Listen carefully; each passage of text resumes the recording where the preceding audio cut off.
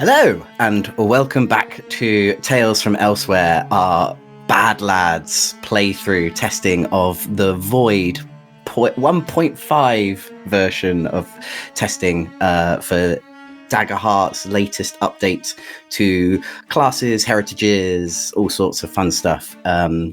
We are back. We're back for our second part of this episode, which we have named Bad Lads. And if you don't know who we are, hello, we're the Explorers of Elsewhere. My name is Nate. I'm not usually the GM, but tonight I am. We have got Livy, we have got Theo, we have got Georgia, and we have got DM Dan as well, who for one last time gets to be in the player seat and then never again. This is his last final time. He should accept his place. So yes, we will. If you haven't watched the first episode, you might want to watch the episode because that will make some sense. You're going to be jumped into all sorts of funny business. But let's just run through some little bits of the pieces. If you are watching this as a member, if you've got exclusive access to this as a member for the first week that it gets released, thank you so much for supporting us. You also get early access to this if you're a Patreon member as well. So if you look down in the description below, if you're watching this afterwards, if you're a dirty peasant like the rest of us, if you're interested in gaining early access to any of these videos that we do, look down in the description below and you'll be able to find out all the information down there. And we also have a Discord, and you don't have to be a member to join our Discord. Our Discord is free to everyone, where we're chatting about Daggerheart and other bits and pieces. We share art, we talk about character theories and bits and pieces like that. So come in and we'll have a good old natter in there. So, with all of that out of the way, let us return back to our 4 evil masterminds. Something like that. Only one word of those was true. I don't think it was even evil, really. No, there's So 4 it of was us. 4. No. Yeah. We killed nobody. We harmed nobody. We've been so good. You've been such good boys and girls at the moment. But like, I'll let you have your fun this episode, I promise. So, we find the 4 of you in a dimly lit study, which originally, when you first entered, was surrounded by sort of natural foliage, but almost looked too sort of finely in place, like it had been sort of meticulously put in for the right feng shui, basically.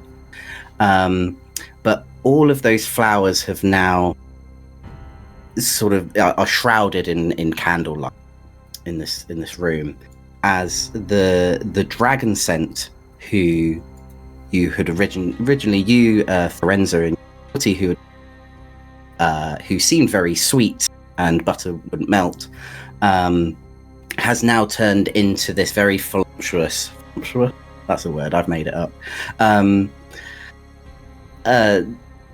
woman, dragon scent woman, who sits before you. She has greeted you all. She knows of your lie that you've told the mayor, that you said that you're explorers to gain access into a secret temple that you have been told about by your boss, known as Hex. He wants you to retrieve an arcane artifact, which believes that will give him great power and continue on his tirade to take over elsewhere. You have found out that this dragon scent, who tells you her name is Silksong, that she knows that you're not explorers and that she wants to make a deal with you.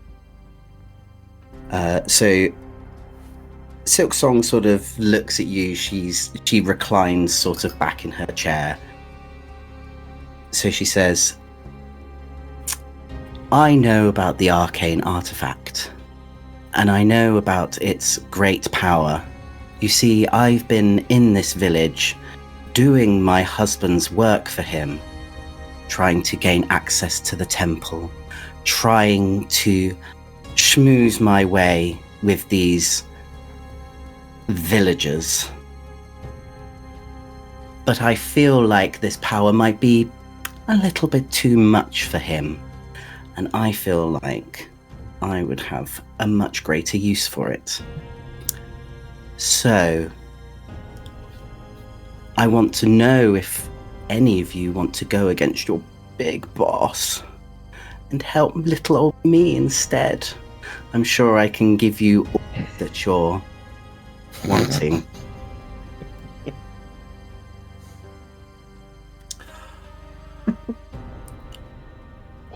Bendel's gonna shuffle forward.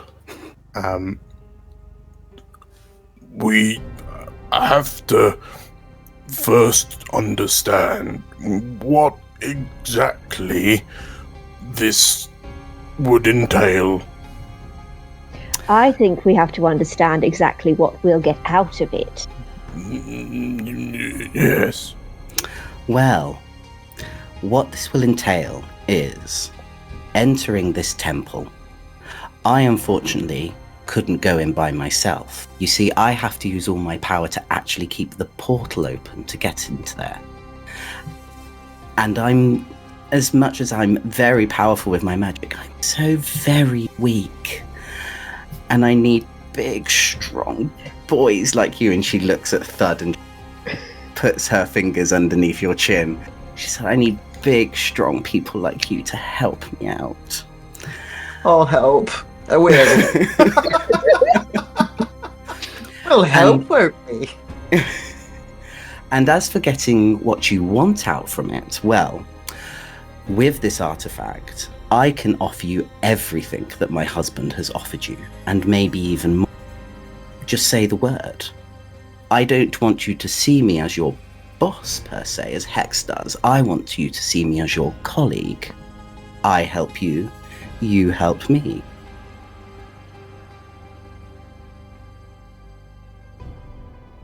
Well, I do like more.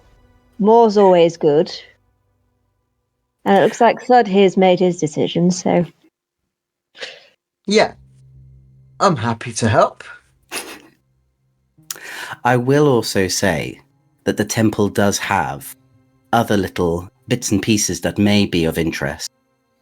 Magical scrolls, items of interest. All I require is the artifact. And then anything else that you find in the temple, completely yours to have. So do we have a deal?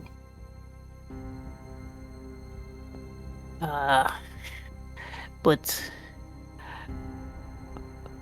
if we help you, well, it will be not good for continuing business with Hex.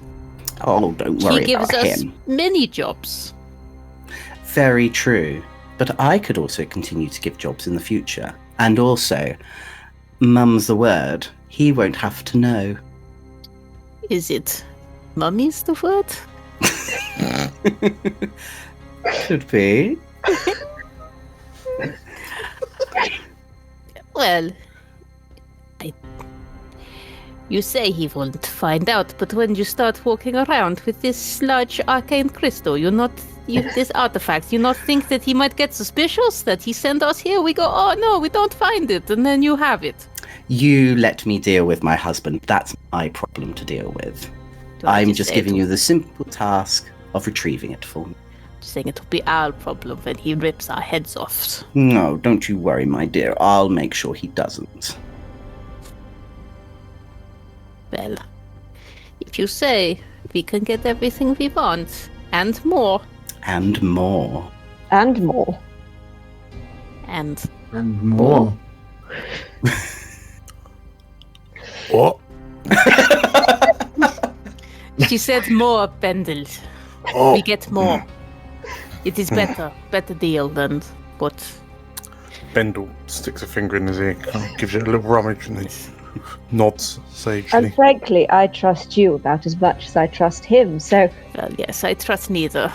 Very fair. I trust you implicitly. Very fair. Very fair indeed. She she sort of wafts her hand up, and a bit pretty much the same as like Hex does. Sort of wafts her hand up, and it creates a sort of oval portal that sort of appears in the just in the room. These villagers believe that because of my druidic divine intervention with my god, that I'm the only person that can gain entrance to the temple. I am the key, basically. When really, I just know how to use portals. If you go through there, it'll give you the entrance to the temple. I've not gone any further than just the main room. So the rest of the places, I'm unfortunate, is up to you. But as I said, whatever you find is completely yours. But I won't deny that there may be some difficulties along the way. At least I'm willing to tell you that my husband. One question. How, once we need to get back, how do you keep portal open? Or? I will. Oh, of course, my dear. Portal will stay open, and you can return back as soon as you've gained the artifact. Is the portal currently open? The portal's currently open. Oh, Have maybe a look. actually, maybe this will help. And she rummages through a desk and she pulls out a ornate necklace, and she sort of actually she pulls out a dog collar, and she Mother. and she looks at it and she puts it round Thud. She says, like, this way I'll be able to tell where exactly you are, and once I know that you've got the artifact, I'll be able to open up another in that exact room. Thud's blushing, like red, almost purple, of like, That must yes, have been ma'am. big dog to wear that collar. You need big dogs in my line of business. Does it come with leash? Of course. Give him up. Go on. Bendel, because of his speed disadvantage, is already halfway to the portal. Yeah. Shuffling as He's fast just as he can. scrambling. Yeah. Just shuffling along on his little walking stick. And he mutters something about deviance under his breath. You see? Never. Plunges through the portal. Amazing. Is everyone else? I guess we're off then. I will keep my eyes on you. Good luck, my dears. Bye. She blows you a little kiss. More red. Enter the portal. Of course, he leads you towards the portal. Like, you first. Right. So the four of you have gone through the portal, and you can definitely tell the juxtaposition again of from where you've been to where you are now. You originally were in, like, despite it being quite dimly lit, you were in a very warm, very airy study. Now you're in a very dank, like, coldness from the stone, musky, very old, large temple room. You don't know necessarily yourself, but there's definitely a feeling that you are underground, like you are within stone. The portal behind you, unlike the portal that you walked through that Silksong created, is actually a structured stone monument that looks like it was made for portal. Would anyone have any experience with temples at all? Maybe before the war or during the war? Would anyone have any experience with temples at all? Yeah, I think Firenze would have spent quite a lot of time, but potentially not particularly underground structured. It's more sort of deserty, open air, like I rather guess than then, large yeah. structures. I guess then, Bendel, you might have heard from your What? old boss. Yeah, I'm thinking Bendel probably would have some second-hand experience of temples from Archmage Ulick, and his numbnuts Wolfkin protege. Oh, definitely. He's raided a temple or two. Well, yeah, and absolutely. Yeah. But I also kind of get the impression that Bendel's probably kind of was doddering around the mansion in such a way that wasn't really paying all that much attention to to what they were saying while he was trying to get like afternoon tea ready. That said, Bendel is so incredibly old. He might have been alive when Where the hasn't he goblins been? first emerged from the underground and like joined the surface dwellers. Like millennia ago. He was the fish So that came old. out of the ocean Yeah. in the Yeah, first he- evolution. He Just think, may have like- been the one to have like pushed the door open to the sunlight. I kind of get the feeling. Let's spin it this way. You would have heard probably during the war that Archmage Ulick would have mentioned that some temples are actually barricading themselves into sort of enclosed areas where traitors can't get in, with only the access of sort of like magical powers to sort of get in there. So magical spells and runes and all. You don't know what they're talking about, bloody archmages. But you would have heard something about this, that they would have barricaded themselves in so much to preserve what they had inside, that only some sort of magical presence would have been able to gain access to these places. Yeah, makes sense. You look in front of you at this room. It's not particularly interesting. You can definitely tell that it's seen better days. There are collapsed pillars on the floor. There's lots of stones everywhere. There's sort of crates, just empty, sort of rotting crates sitting around. It probably has seen better days, but you can notice, as if you sort of maneuver yourselves into sort of like the middle of the space, that there's one door there's like one small door that's leading to the west. There's another small door that's leading to the east, but is massively sort of covered in sort of like an old pillar that's sort of fallen in front of it. But then right in front of you is a larger entrance door. I will say this now. I've put you on a 6-piece clock to try and find the room. And how we're going to do this, so it's not going to be like a normal map. Basically, I am going to roll a hidden dice somewhere, and that will choose the room that you go into next once you finally gain access to. Like on roller skates, we just go. It's just like on a conveyor belt. Oh, it's room number 3. A slight transition. So yeah, what would you like to do? Oh, also, while I'm at that, there's also a hidden clock as well. Oh no. Okay. Bendel's Hidden for mummy. Bendel's continued shuffling during all of that exposition. He's finally made it kind of off the dais. Is there? Bendel's going to have a little look around, see if you can see any distinguishing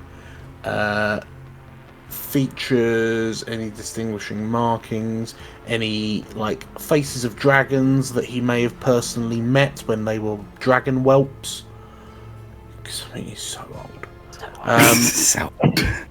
Yeah, effectively just taking a scan of the temple just to see if he can situate himself slightly better. Yeah, sure. Give me, what would you like to roll for that? I mean, it sounds knowledge-y?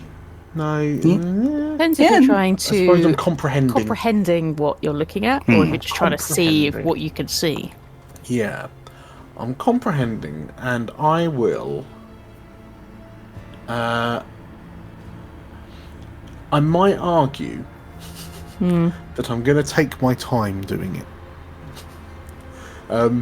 In which case, I quietly, unwittingly, reach out to my patron Zerathane, whose second sphere of influence is patience. The patience of death. Yeah. And I can record anytime you increase energy before making an action roll. I can spend a favour and add. Okay, so it's basically like a patience is basically like a +2, like a free experience. Nice. So I'm gonna spend a favour, and I'm just gonna stop shuffling, and then just stand deathly still. Okay.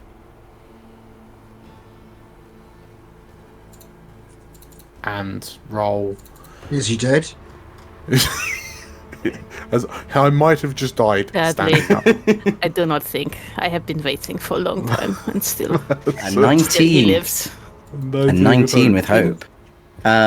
Yeah, so with a 19 with hope, I need to bring up Law, Nate, tell me my law.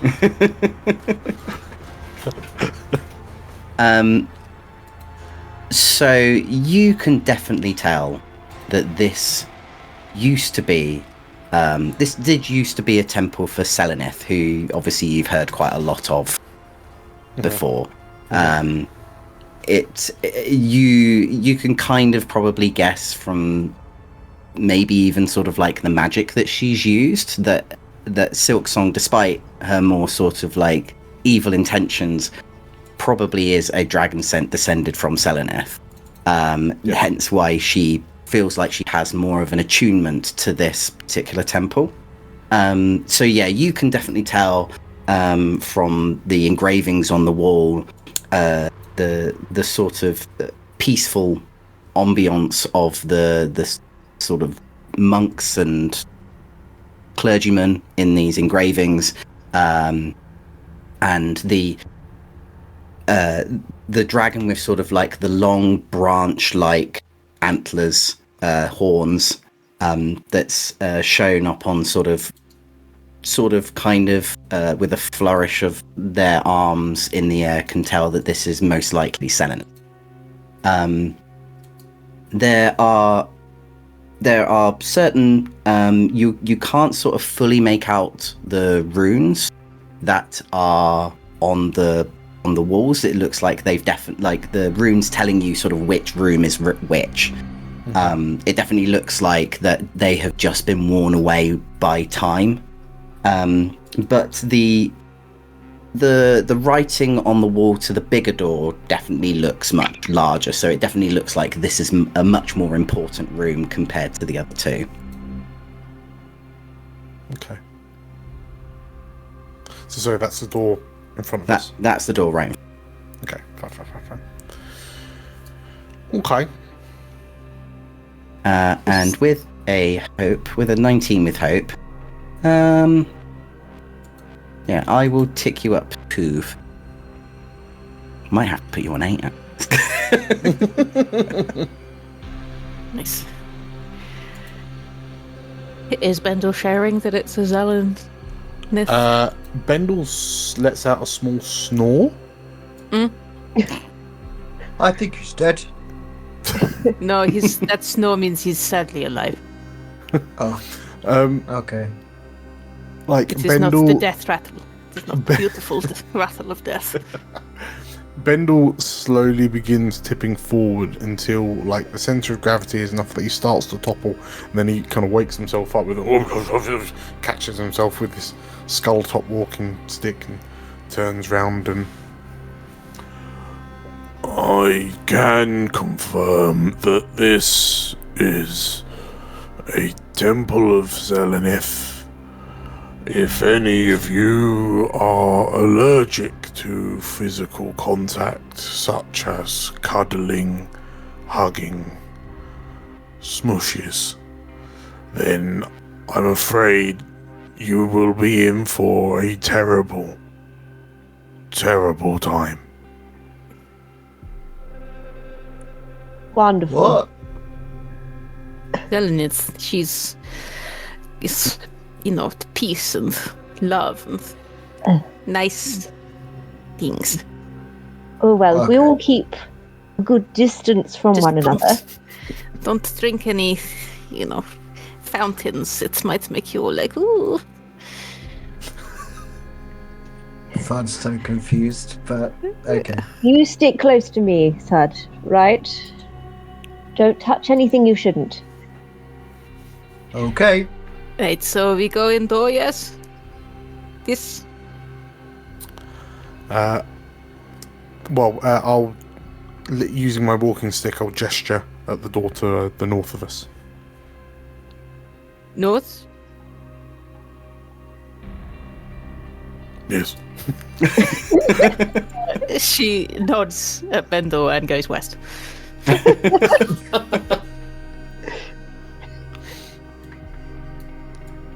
Is there there's a pillar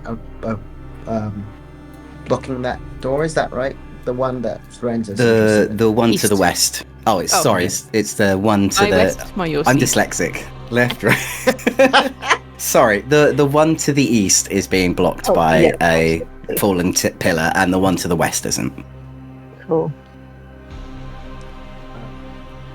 Fud was gonna say, can I try picking it up? I could try and unblock the doorway if there's a blockage.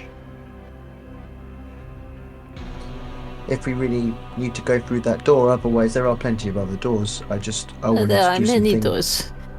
It might be that whatever door we go through, it could be a random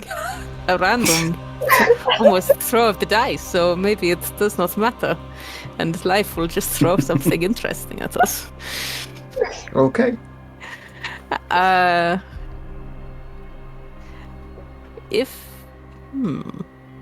If we carry on this trajectory, I reckon all four of us can be in separate rooms. yeah, that's what I was thinking. If we all go into separate rooms, then Nathan has to decide. Please don't.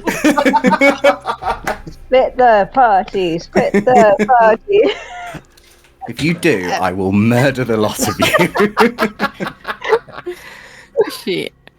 I think Lorenzo starts going west, opposite, and then she realizes that she just can't be bothered to wait for Bendel to change which direction he's going in. Yeah, there's a lot of So inertia in She this. she curves backwards and then goes up to north, Can we and just put him Thud's and back? just picks it. She'll just pick him up, just under her, By the scruff of his neck. and just move him forwards. There's a lot of loose, wrinkly skin on the back of his neck, so it's a good handful to get hold of. Yeah. Just, There is. It's not open. Well, who's going through the door? There is me a and door in Bendel the at the way. same time. Me and Ben- I think I'm being used to open the door. Yeah. Yes. Can you use a strength check to use Bendel as a? A very squishy battery. Yeah. Strength or Yeah. Is it just opening a door? No, we're just opening a door. I want Is it you to open use inwards? strength. Oh, okay. You're using Bendel. I'm not Yeah, using do I- Bendel. He's in one arm. I've got another Okay. hand. I can open Yes. a door handle. I with. would like you to use some strength to open the door, please. Okay, no worries. You can use Bendel if you want. If I use Bendel, do I get an advantage? If you use Bendel, I'll give you a +2. I'll use Bendel. +2 for Bendel.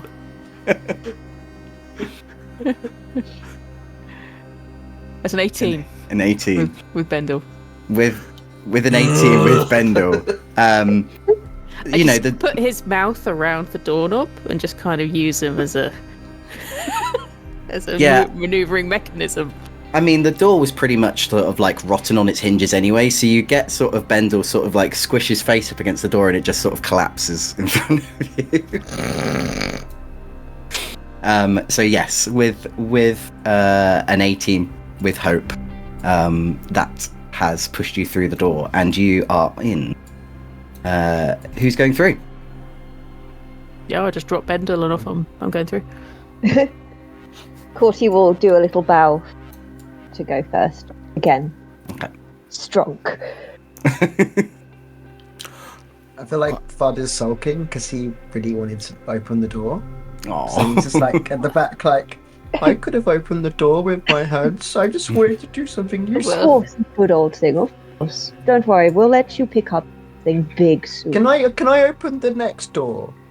Of course you can. Okay. Is that Yes, you okay? can. I'd really like to open the next door. Thanks.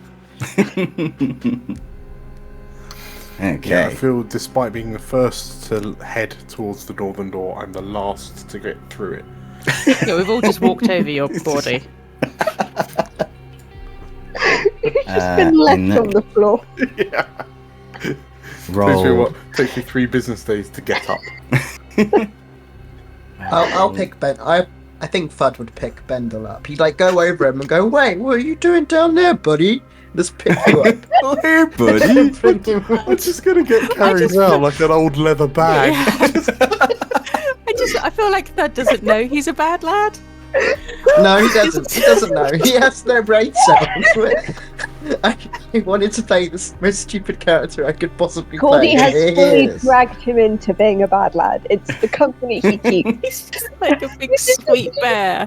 And we're He's just got like, a teddy bear waiting outside no, for Dad, him. leave him to die. I have rolled a secret dice, Oh no, and you TTK. here. Ooh. Ooh, Let's. swimming pool. Sorry, I mean, water. Yeah. Hot Oh, it's tub. like blueprints.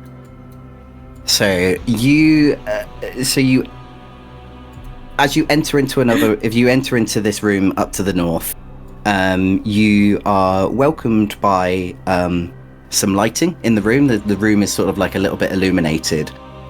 You can feel that same sort of magic that Silksong uses, so it's obvious that she's watching you and illuminating your way as you go through this temple. As the light sort of like illuminates the room, you notice that there are 2 large pools to either the west and the east. You're not completely sure whether or not this is like a washroom or a sort of day spa or whatever this temple had in it. But there's also some little ornate statues. There's some there's like some cubby holes that obviously people put their personal belongings in, and a nice lovely big fountain in the middle. What would you like to do? As I said, it is fountains. You do not drink from these fountains of these cursed gods. I will also say you're more than welcome to just, if there's anything that you would like to have on you, like if you think there's something like, oh, this room might have a thing, like some loot or something, you're more than welcome to also have a look for that as well. I was going to say, can Fudd go look in the cubby holes and see if anyone's left anything behind? Yeah, A bit sure. like a magpie, just like A pair of "Ooh, sandals. I'm stuff." gonna go jump in the water. Like, Yeah, sure. What would it be? Let's have a think. It would probably be an instinct check. Yeah, I have nothing in that, so it's all to be a risk anyway. So, I mean, if it's Flood, he's so stupid. Okay, so rolling. So 15 with fear. 15 with fear. With a 15, you can sort of see yourself rummaging around. You find like a small bottle at the back of one of these behind some sort of towels. You find a small bottle which you can sort of perceive as like a minor stamina sort of potion. But as you sort of try and pull it out from the back, you notice that like there is a sort of cluster of eggs at the back that you've sort of pulled apart, and all these little sort of like centipedes start running out and running all over the place. So I'd like you to take a stress for disturbing some centipedes and going like, ah! Don't like it. I love it. It is good omen. Bugs. It's good for you. What? Okay. I got a potion though, so.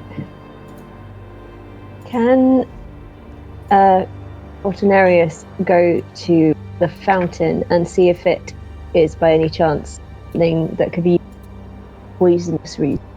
Is it anything that might actually be cursed in a way that is useful to him? Yeah, I mean, head on over there and give me an instinct roll. Can I use my experience good with? Yeah, sure.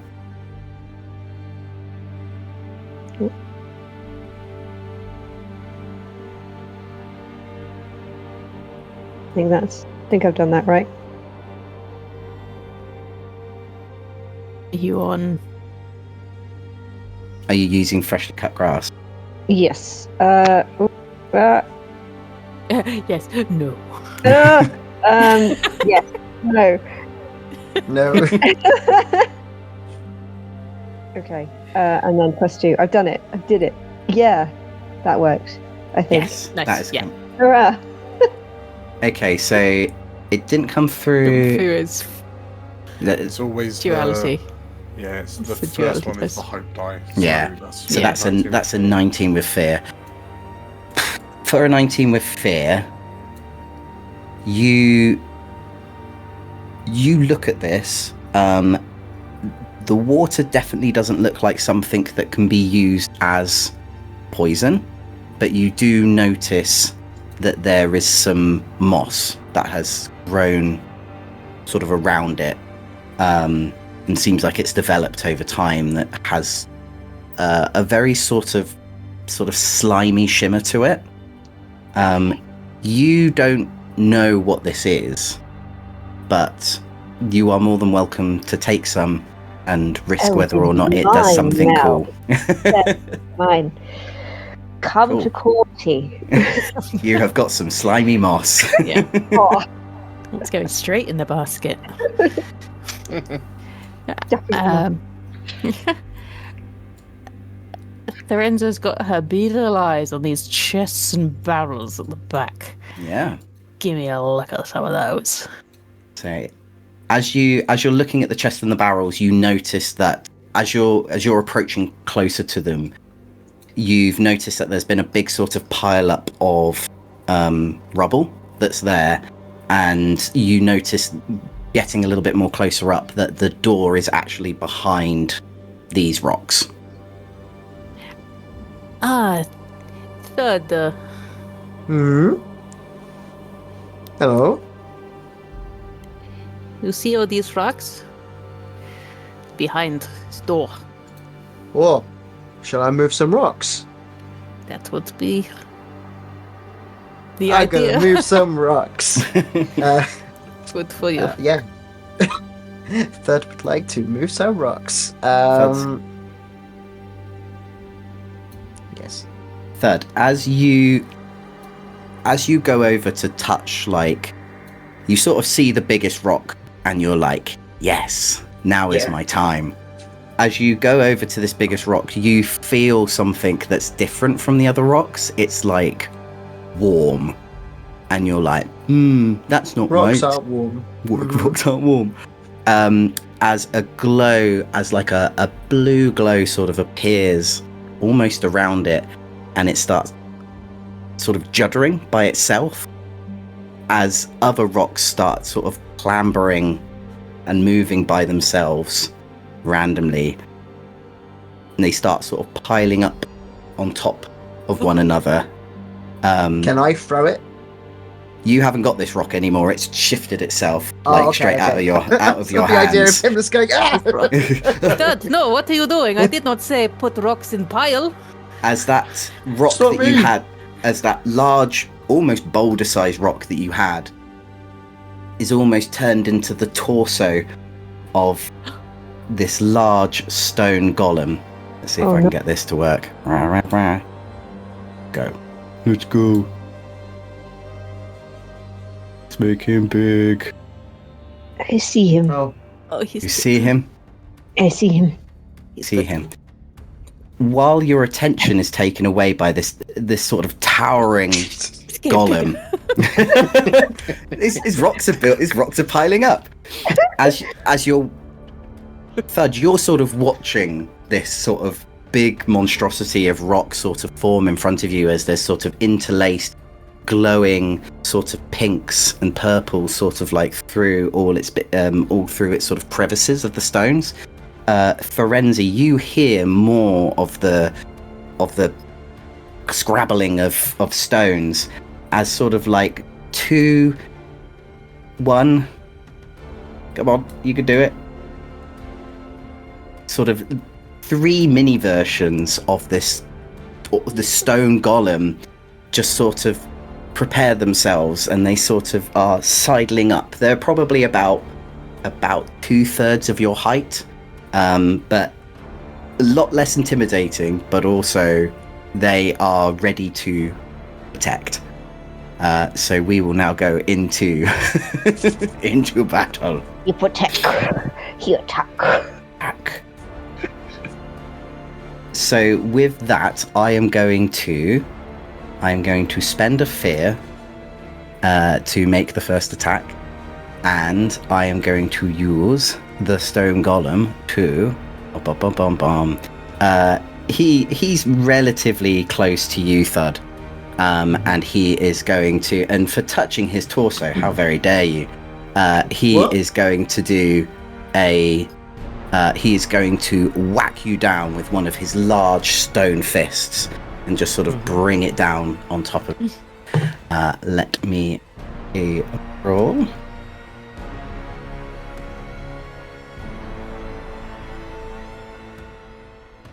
I take it that an 8 doesn't hit. Or does it? No, it doesn't hit. No, my evasion is 13, so it doesn't hit. Even with the surprise of this golem, obviously after not being awoken for probably very many years, really slowly brings down the fist, and you are able to notice this and flip yourself out of the way before it takes that hit. So yeah, would anyone like to have a hit? Or have a go? If anyone doesn't mind, I'd like to. Oh yeah, no, go for it. Cool. Punch him. I'd like to punch. Let me just double check what I can do, because fight time. Yeah, I would like to punch the golem for trying to punch me. That would be fair enough. That would be preferable. I'm just double checking if there's anything I can do. Cool. I know there's a few things I can do, but I have to roll to see if I hit first. I think basically. Cool. So yeah, let's do that. So I need to use my strength. So that'll be a +2 to see if I hit. So let's see if I hit. Roll 12 of hope. That doesn't hit. Okay, cool. Do take it. Yes, as you're also just like, oh, I hit 2, and try and go for a punch for him. You just feel you feel like the punch that you would usually do to a nice squishy person doesn't quite connect the same way as it does on this stone golem. And he just kind of you just kind of go, oh.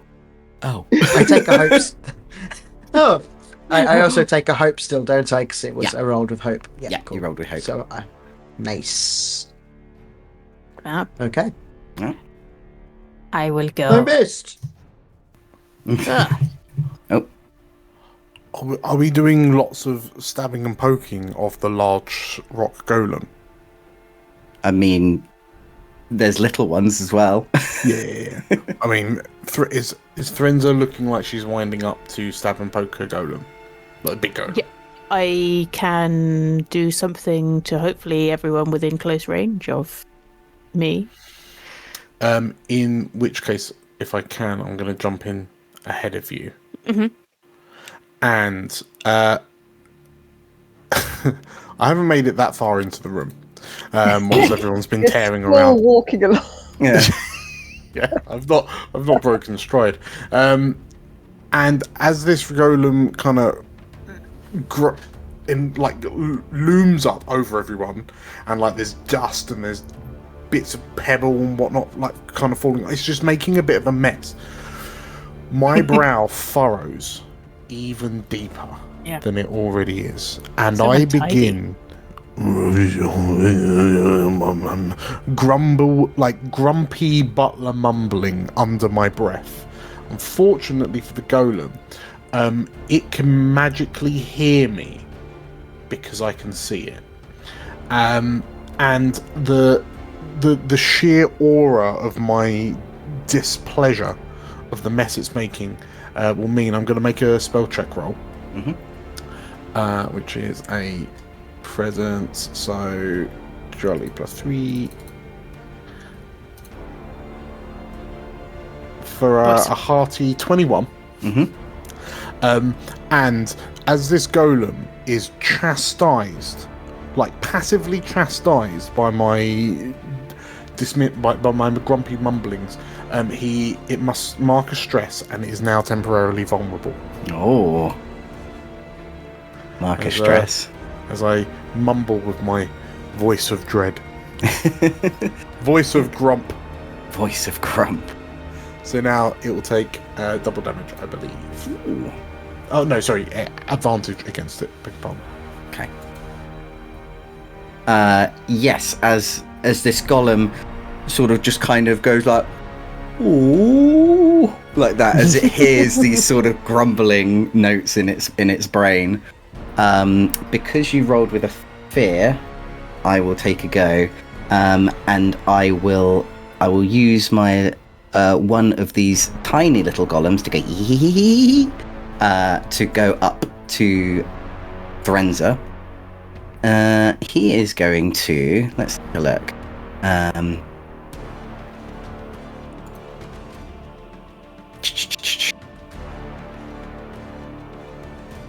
He is going to make an attack on you, Forenza. He is going to use his...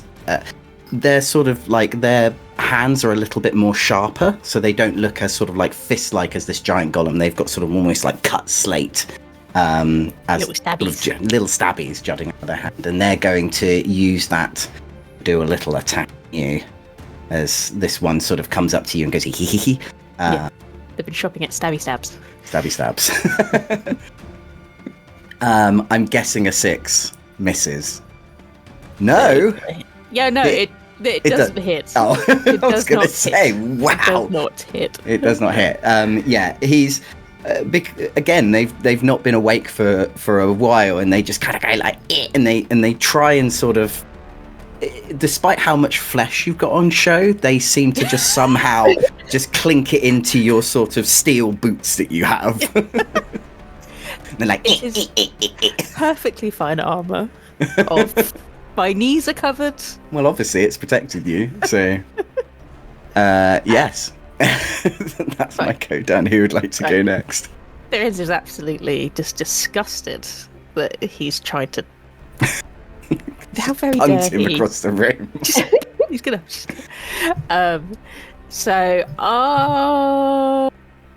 That the two little ones and the big guy are all within close range Yes, they are. of Lorenzo. Perfect. I'm gonna make a spellcast roll, and we will see what happens. +3. Nice. 16. Does Yep. 16 hit? That hits all of them. Perfect. So she's just aghast that they tried to touch her beautiful flesh.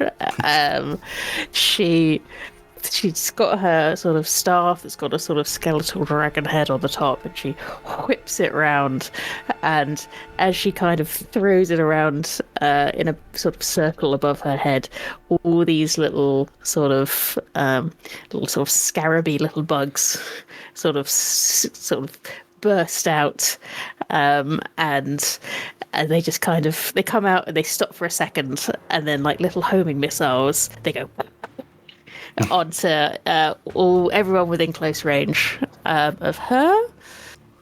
So she's conjuring a swarm.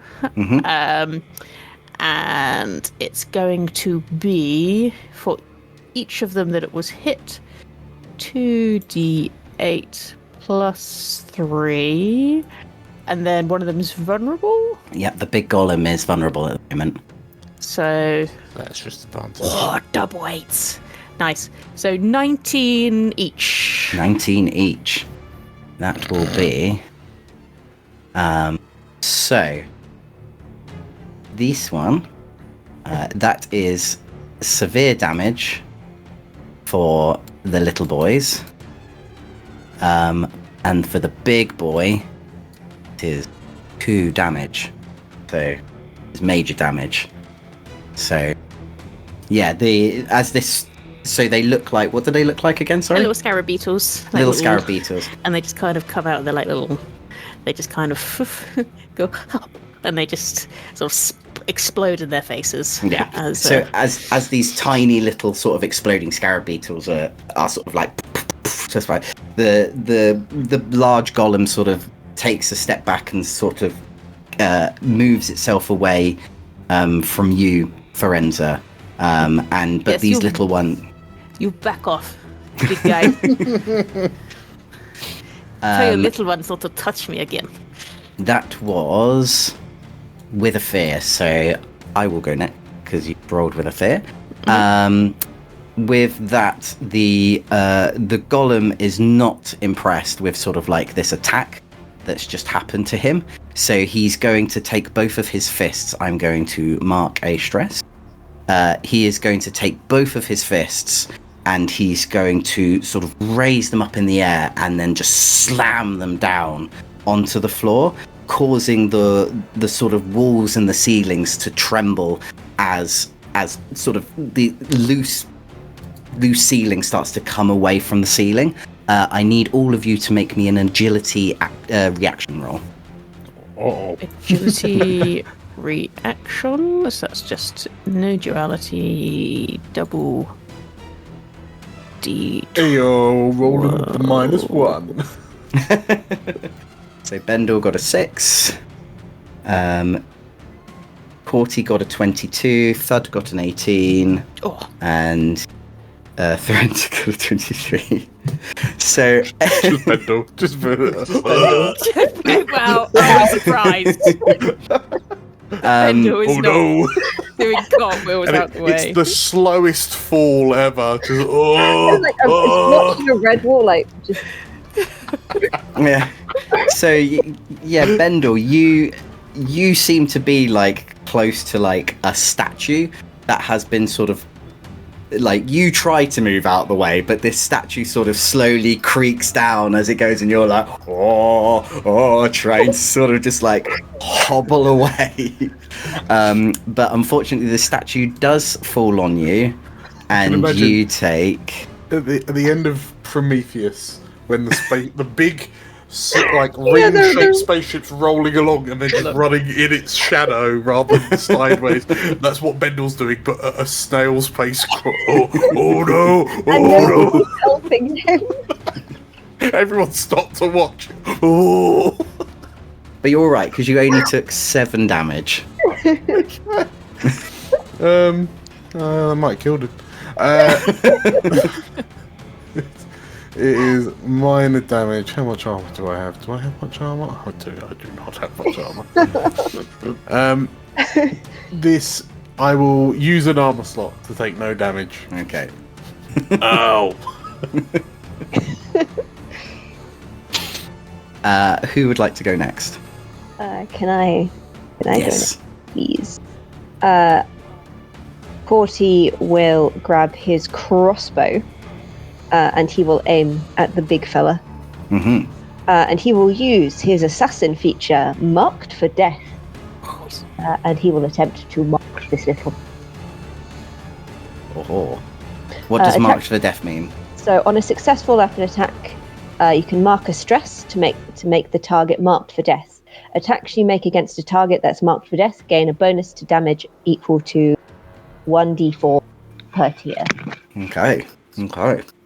Extra damage. And I will an extra stress to gain advantage. Okay. Go for it. Roll those bones. That is that's a 2 hours. Yes. Sorry.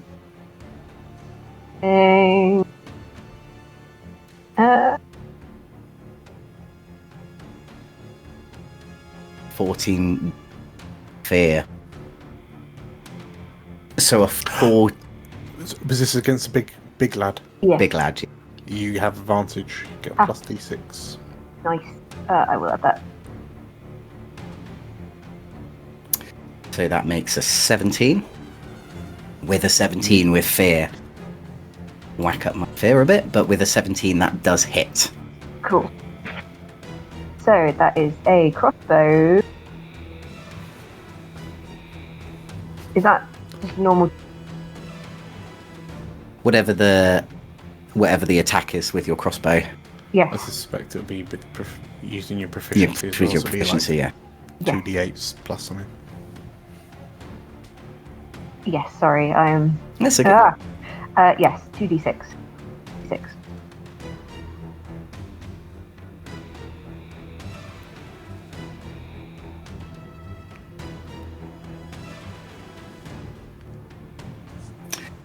Save one. One that's save. And Okay. he's marked for death. Marked death. Find something. Put the star on. That is minor damage. So 1. Did that include his vulnerability as well? Vulnerable is just the advantage. It's just the advantage on the attack. Okay. Because you rolled with fear, I am going to use my spotlight to remove. So the golem has taken this crossbow bolt through the neck, sort of lets out like a large groan, and sort of picks up more rocks to sort of just put itself back together again. So I will use my go to remove his vulnerability. Who would like to go next? I go. You go. Unless Bendel needs to go. Would Bendel like to go? So fundamentally, for the record, I seemingly, in a fit of madness, decided to pretty much choose nothing but debuff abilities. I am the most passive-aggressive warlock that's ever shambled across the surface of Elsewhere. I can blight him, blight it in an attempt that if it does smack someone, it will deal half damage. That's a good blight. Sure, that's that. Yeah, Yeah, if you want to do that first, and then I Yeah. can. Okay. I was just going to whack him, so that sounds useful. In which case, trapped futilely under this statue, I old man angrily waved my fist in the golem's direction, but that fist happens to be holding this skull-topped rod, and whether or not he intended to do it, the gems in the eye sockets glow a sickly, deathly yellow, and like this kind of jet of light kind of oozes out, and sort of like drifts towards the golem. So that's a +3. I will. It's quite big, actually. The ooze itself has a face. Has like a skull for a face. So I'm gonna You say spend had another. Bendel's face. Yes. If anything, yeah, Oh, no. Bendel ages slightly more, and I'm my gonna God. spend another one of my favour to add +2 using my necromancy patron circle. So +5 in total for this attack, and roll. That is an 18 with fear. An 18 with fear. Yep, that does hit. If you succeed with fear, instead takes. So what I'm going to go ahead and do is spend my once per session ability, Unbound, free from the shackles of Archmage Ulick, I can turn a action roll with fear into an action roll with hope. Okay. So that will switch it to an 18 with hope, which then means I do 2d6 plus 1 damage instead of extra damage. So 2d6 plus 1. Bam. 7 damage. 7 damage. And the next time the target deals damage to an ally, it is reduced by half. Wow. Very nice. Very nice. So yeah, with that 7, that's minor damage. So as this sort of sickly yellow goopy ray sort of it inches towards the golem as fast as Bendel walks. Yeah. So the golem just sort of like looks at it. He's just sort of mesmerized by this sort of It stops for a moment by the fountain to catch its breath and then continues. goes and then carries on. Sort of sliding its way up the golem's inner thigh and into a crevice. And then the golem just goes, oh, just sort of gives sort of like a weird shudder as much as a golem can. So now he is marked for death and he can only do half damage at the moment. Nice. So Thud, would you like to go next? Debuff Rose! Yeah. my next Daggerheart character is going to be called Goopy Ray. So, There Thud he is, has Goopy watched Ray. Goopy Ray. Thud has watched this all occur, and I think he's feeling a bit put out that he has not been able to punch this golem yet. Everyone else seems to be able to hit the guy. So we're just bashing So away he's him. very annoyed. He'd like to hit again, but this time he'd like to add I don't lose because he's competitive. Right. So my +3 experience. So I will remove that hope. So now, hopefully, with the +5, I might actually hit. So it's duality +5, and I guess there's no advantage anymore because he's not vulnerable anymore. Correct. That'll be Yeah, next cool. turn. Cool. Thank you. Good to know. Let's hope I hit this turn. It's a 22 with hope. That very much hits. Okay, so before I proceed, there's a couple of things I can do because I've hit. So first thing I can do is I can spend 3 hope when I succeed with an attack to temporarily stagger your target and force them to mark a stress, which is what I'm going to do because I have lots of hope. So 1, 2, 3. So yeah, so they're going to be staggered. So they will now have disadvantage on attack rolls. Anyone else? And I can also do. I can mark a stress. So I'm going to mark a stress. That's what happens when you actually have a character you can hit things. Mark stress. Right. So when I mark a stress, before dealing damage to the target, you can mark a stress to start a combo strike. When you do, roll your combo dice, which in this case is a d6 because I'm level 3. So I have to roll a d6. So let me just do that quickly. So rolling a d6. That's a 1. Okay. Then roll your combo dice again. If the value of the second roll is equal or greater to your first roll, continue rolling until it's less. That's not going to happen because I only rolled a 1. Let's ignore that. I rolled a 1. Wait. So, if it was a 6, It's yeah, equal if it or was less. a 6, Equal or less, equal or less, and I can't roll less. I mean, you might as well. Oh, Can't roll less Might than roll one. number 1. If I roll Well, another unless- 1, yeah, I'll see if you roll another one. let's See see if if you I- roll another one. Keep going, keep going. Keep going. Keep going. Keep going. Come on, no rolls. so- Combo breaker.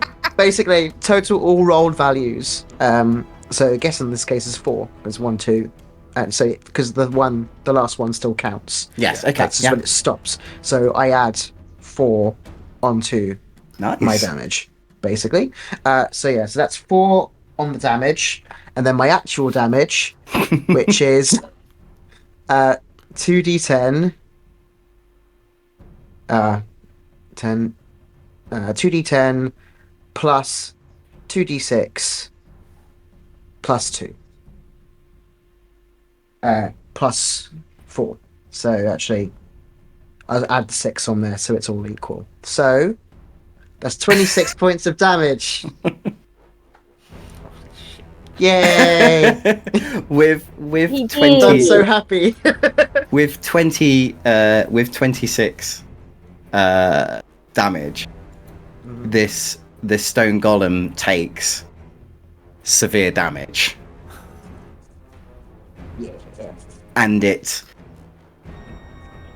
you see it sort of like you literally, you've from your first punch, I've got to punch harder, so you give it like an extra massive, just like like that, right in the chest, and you just seem to just catch it at quite the right sort of mark, where a rune that appears on it just sort of cracks in half, and you just see this golem just sort of tumble down back into bricks, sort of like in front of this door. The little boys, they also then end up sort of tumbling just back into bricks where they stand. And I did it. the golem is no more. I punched it. Courtney, did you see I punched it? I certainly saw it, old thing. Well done. My hand kind of hurts though. I punched stone. Yeah, punch stone. Ow. Stone harder than hand.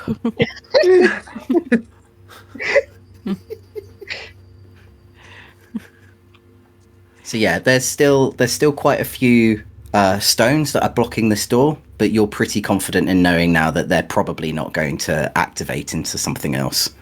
Whatever magic was in them, they've probably been punched out. Thud is the most potent anti-magic vessel in Elsewhere, purely because he just thumps things and doesn't understand why it stopped working.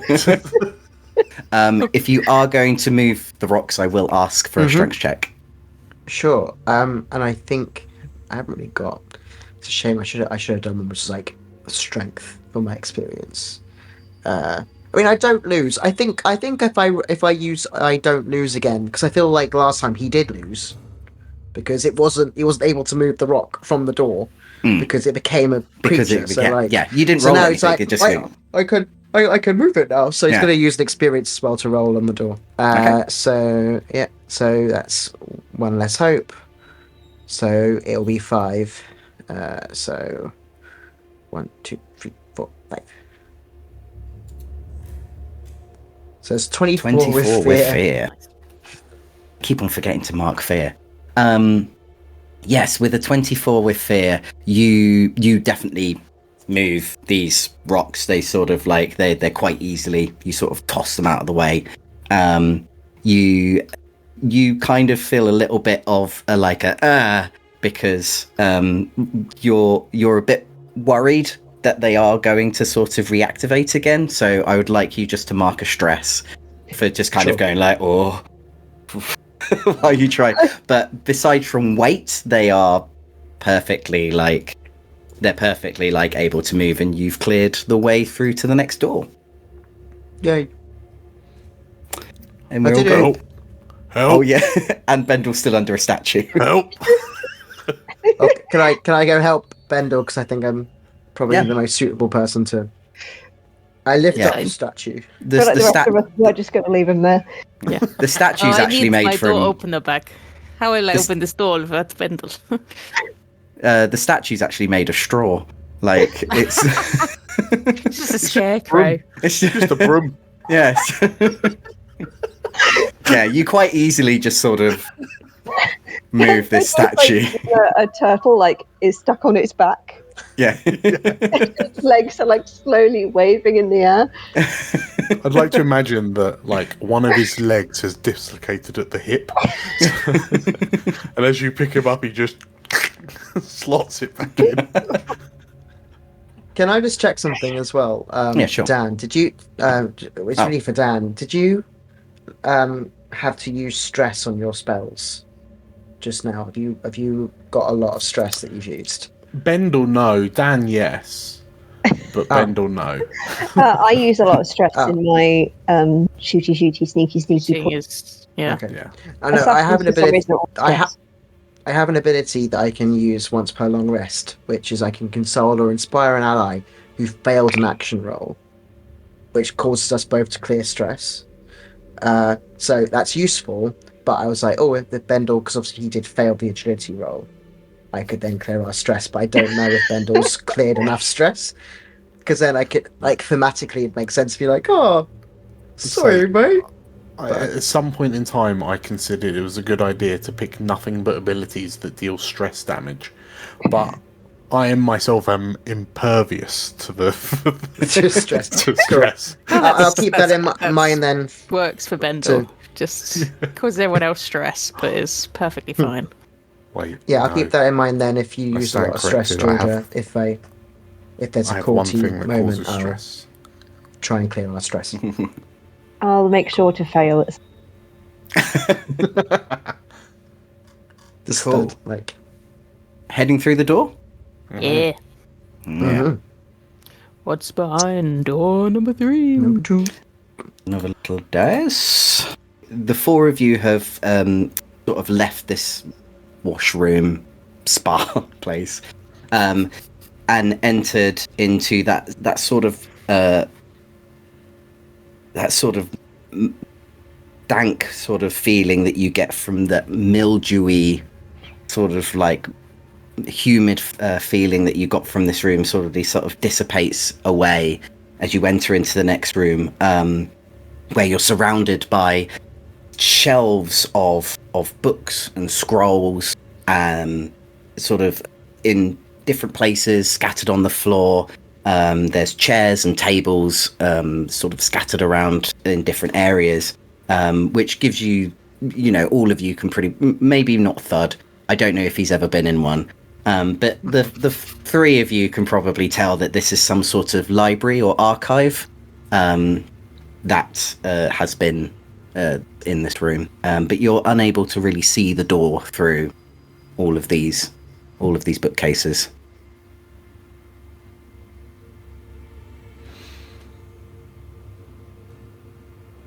Are there any like open tomes or like open scrolls or anything on the desk, like on the table in front of us?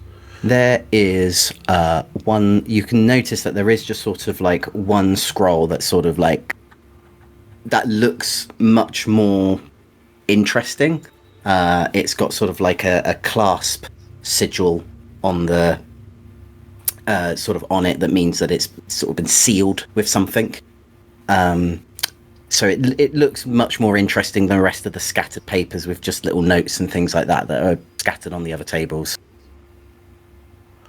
So what did it look like? It was locked. It looks like it's locked with something that you'll have to inspect if you want to find out what. I think I'm just gonna go ahead and start having a snoop. Yeah. Fight the urge to tidy up this library. I will. I think. Okay, so I'm going to. I'm going to spend a hope. Because I'm so old. So I should only have one hope at the moment. So I'm going to spend a hope, and use my experience of Ulix X Butler. Right.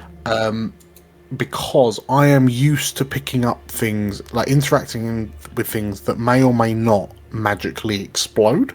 Right. So there are just some like innate safety precautions I take when inspecting, especially books in a library. Yeah. So I'm thinking a knowledge to analyze and or comprehend. Yeah. Cool. So that is a +5 with the experience. Bam. That is a 22 with fear. With fear. So with a 22, so are you checking this scroll that's specifically on the table, or are you snooping around the bookcases? I'm going to go check the scroll because again, if being the butler of an archmage magister has taught me anything, they always leave the important pages open, Right. in a readily accessible place. You've noticed this scroll, and from your history and your knowledge with being around Ulick, you notice that there's sort of like a shimmer of like a wax seal that's on it, which that's usually the good shit. You try to sort of like fiddle around with it, and you're like and you're able to get it open, but it sort of sizzles in your hand. It's obviously something about it doesn't react well to the powers that be within your system. So I'd like you to mark a stress to feel the little sizzling on your fingers and go like that. But you're able to get it open, and I'm going to send you something in WhatsApp. You unfurl this scroll and have a little perusal of it. Because of your history, you can kind of make it out of what it is. And you're like, this might come to use. So you have a one-off spell of Darkfire to use, which I'd like to add is a level 6 spell.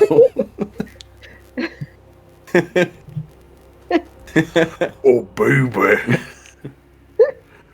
They are engulfed in dark fire. Very cool. Okay. So yes, you have the spell Darkfire to use with this scroll. So the scroll goes down the pants. Down the pants to keep your cockles warm until the time being comes that you can use it. Anything else that anyone would like to do? I feel like Cordy's not been in many that he remembers, many libraries other than to murder people in libraries as an assassin. So I think he's going to have a little mosey around at the book. Okay, quite interesting, quite interesting books. Maybe some interesting books you can put in his pocket for later. Yeah. What would you like to roll for that? I think that would probably be an instinct roll. Yeah. Yes. 16 with hope. With a 16 with hope, you're sort of rattling around the books. You're not completely sure what you're looking for, but you sort of pull out one relatively heavy book, and it's quite big for you as well. But you're like, haha, this must be something. This must be something good. But it almost you as you're sort of taking it out, you can hear some sort of like tinkling inside of it, something sort of moving about in it, and you open it to reveal that it is a book, but inside has the pages have been carved out, and 2 small bottles are in there that you pick and you examine. And I would probably guess, with your history of using poisons and things like that, you know that this is a very potent sort of poison that has been sort of obviously kept secret in this book. So with these 2 bottles, you can do a +5 damage to whoever you use it on. So put it on your weapons, and it might do a little bit more. A little bit more. No? Caught you.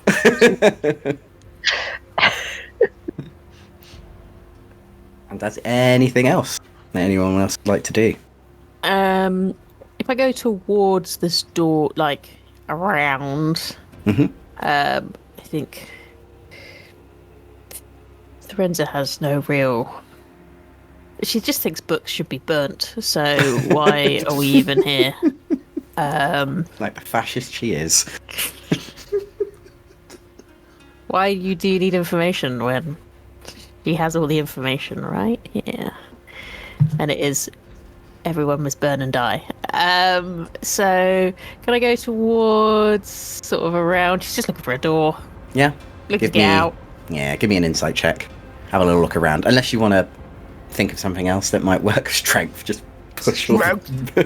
No, instinct is Cool. is actually her strongest trait for once. I'm not playing a big lug for once.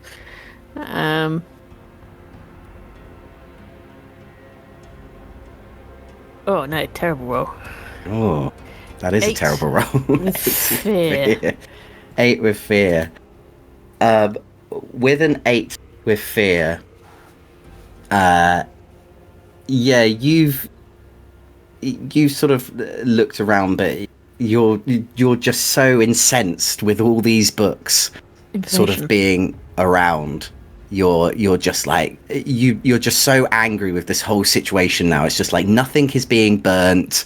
Nothing, like all of this useless information that's probably all about Selenith and how wonderful she is. It's like all about this peace and love. this anger that's boiled up inside of you from this whole situation that you've just found yourself in. You're just so incensed that you can't find the door.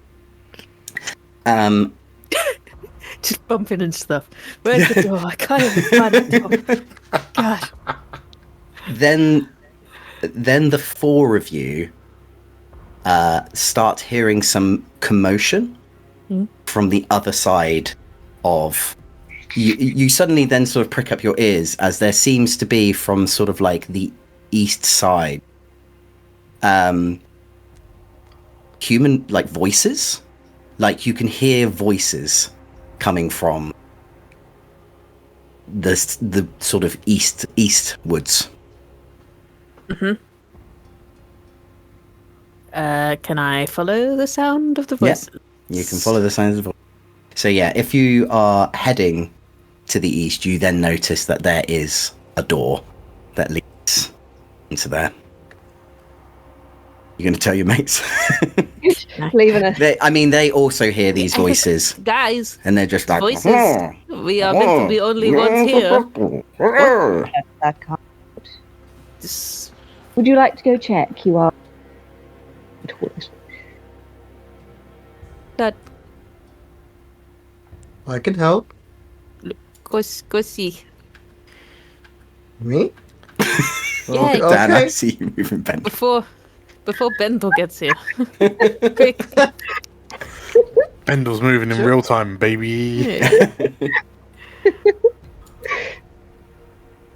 Yeah. So who? Yeah. We've got a choice of two welcoming parties. One is Thud and one is Bendel. By Who's God, gonna Theo, be- it shouldn't be Bendel. I don't think it should be Thud either, but you know. It probably shouldn't be any of us. Yeah, So- Thud will go. If Yep. I will. I'll technically follow. speaking, I I'll would follow get you. there. Thud. We'll go together. Okay, we'll go together. So you're all following these voices? Yeah. Let's see what's in there. Yeah. You. Oh, no, it's You are. You sort of end up into this, which you can only tell is sort of like the main room of the temple. They look fairly similar to a good majority of temples. There's an altar at the front. There's effigies to Selenith sort of up above on the walls. There's like a beautiful pipe organ that's sort of round the other side. But the one thing that does probably catch most of your eyes, well, the second thing that catches your eye is the fact that not only are there just like skeletons on the floor, but there's also like fairly new corpses on the floor as well. Like these bodies have probably been here like a week, a couple of days, while you were told that no one was allowed, that no one had stepped foot into this temple. So this is all fairly new. But the first thing that catches your eye, unfortunately, you did tick up the other clock, which I had. Let's see if I can bring them in. Actually, while I bring them in, send you all a lovely little picture. All of your hackles sort of raise, especially you, Bendel. All of your hackles raise on the back of your neck as you notice 4 figures sort of stand in front of at this altar that's sort of like at the main top of this area, as they are now holding what you can only guess is the artifact that you need. And Bendel, you know just intensely that these are bloody explorers. A dark-skinned Lorivar man with blonde hair who almost looks very similar to the mayor that you met, Mayor Pickleberry, who you met earlier on, but he almost looks like he's a little bit more got it with himself. He wears sort of bright gold armor, which probably a fair few of you realize is sort of like sigils of ire on it. A sort of elderly Oran sprite is sort of knelt down as he sort of sees you. Like, he's not as old as Bendel, but nothing's really as old as Bendel. Nothing's as old as Bendel. Mountains are not as old as Bendel. But he's fairly elderly, but he looks like he's still with it. He still looks like he's got like a lot of fight in him left as he sort of crouches down in a sort of prepared for battle stance.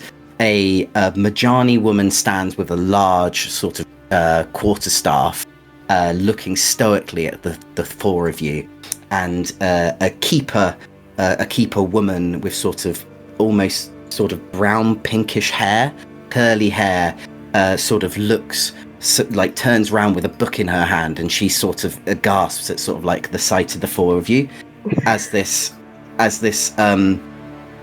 Lorivar man sort of points at the 4 of you, and it's like, "Look, evildoers! We have come here to destroy you and take this arcane artifact back to Avamore, where it belongs.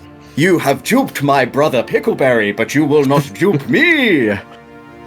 In the name of Aya, I will defeat you." Can I punch him now, Dan? Dan? No, because I was always saying Dan. Nate, can I punch him now? I mean, yeah, if you want to initiate fight time, then Well, you can. To be full of me to initiate Right. If it doth please, there's a part of me that would like Bendel to initiate in a way that only Bendel please. can. Please do. I will fight regardless, so please do what you wish. Bendel's face is scrunching up, and he's like chewing on the insides of his lips, like Hector Salamanca from like Breaking Bad. And at the sight of these meddling explorers, Bendel unknowingly channels the fury of Zerathane, and as he takes one step forward, there's a resonant thud from the skull-topped rod, and inexplicably, Bendel's everything above the waist, clothing-wise, explodes off Bendel, and it's in WhatsApp. Oh. I hate that. Underneath this clothing that explodes out, he is shredded like J.K. Simmons at the gym, shredded, and you watch as from his very, very bald forehead, just a singular little wisp of like a curled lock of hair. Is he going Armstrong? And he, and like the skull's eyes are glowing, and I'm gonna transform. Okay. I'm gonna mark a stress to cloak myself in a terrifying aspect of my patron that lasts until I take severe damage or the scene ends. So, bang. Who's your patron? David Goggins. So, inexplicably, the most ripped 100-year-old goblin you've ever seen. Don't like And that. I would like to point a finger back at that Lorivar, and I would like to use my Terrify spell and shout, "Piss off!" Shut up! So, if I may. Yeah, of course, go for it. Okay, so this is a spellcast roll. Can we argue that I am intimidating my target? Sure. If I'm using a tier. Okay, so I get a bonus equal to our tier, so I get a bonus +2 because I'm just absolutely caked. And I don't have any hope. Oh no. That's fine. We will. So it's a +5. +5 duality roll. Oh, it was nearly a crit. That's a 20 with hope. 20 with hope. Yep, that 20 with hope does hit the Lorivar. Okay. In which case, on a success, the target marks D4 stress, 4 stress, and we're talking Deadpool and Wolverine finale, like the clothes just exploded off, and the sheer force of it knocks the Lorivar back 1 range band. So I think he's probably far from us at the moment. So he gets knocked all the way back to the back of the room, presumably. Yeah. So they're right at the back of the room anyway. So he's just gonna. I'll say with that, he is going to get whacked at the back of the room, and he's just gonna slam right into the back of this altar. And let's have a little think. Do that. Let's see. And he's going to take 5 damage on that, so which is going to be a minor hit point he's going to take as he slams right into the back of this altar because he can't move any further back. In which case, stood with my finger pointing, and you see a tendon just ripple all the way up one arm, across his collarbone and back down the other. And Bendel takes a step forward, and at this point we all realise, despite the fact he is now triangle shaped, he still moves the same speed he always has.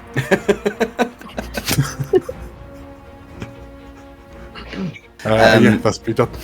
Yeah, the Lorivar man, as he sort of picks himself up,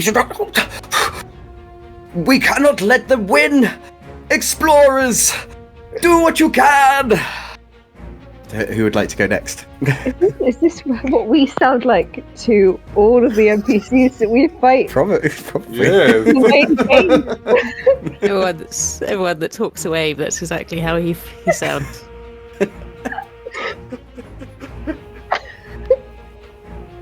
Yeah? Go. Oh, okay. I can go if anyone else wants to go. Punch. I can punch. I mean, third wall forward. He is also just looking at Bendel like, you could have picked yourself up before. He has no idea how this works. He just thinks he's been shredded this entire time underneath his clothes. But that's like, okay. Shoulders forward pose. I feel like Thud will come forward and be like, you could just drop the artifact and you could just go, or I'll punch you. That's the choice. And I really enjoy punching, so... We do not negotiate with these types, Thud. What are you doing? We do not negotiate. We want you to rest, old man. Okay, well I'll just punch them then, and then you just literally. I feel like the Majani, because the Lorivar man is at the back, so I feel like he will. Every Majani that we've ever experienced has been incredibly powerful, so I think for sure. Yeah. A little bit concerned. And I'll use my last hope as well too. We'll fight for fun, because for him this is fun. So yeah, that'll be my usual Hopefully we're going to do well here. So that's +5 on my roll. Nice. There's a 20 with fear. 20 with fear. So you're basically running up to this Majani and just punching her in the face. Yep. Okay. Yep. No, that hits. Cool. And it doesn't say that I can't do the combo strike again, so let's see if we can have fun with that Sure. again. So I get to roll the D. It doesn't say I can only do That it once per It is the turn. brawler thing. It's It's a the- brawler So it's thing. yeah, Like it that is. is the So brawler yeah, thing. so Hitting. yeah, keep so on going right, for those D6. combos. So roll a D6. Okay, so anything under 4, I get Or to equal keep. to 4. Or equal to 4, yeah. So okay, Ooh. keep going. Okay, Ah, cool. So this so sounds but pretty it includes good. that. It Yeah. still includes that roll as far as I understand. So Mhm. that's Yeah, so 9 11. damage on top of my usual damage, which will be 2d10, 2d6, +2.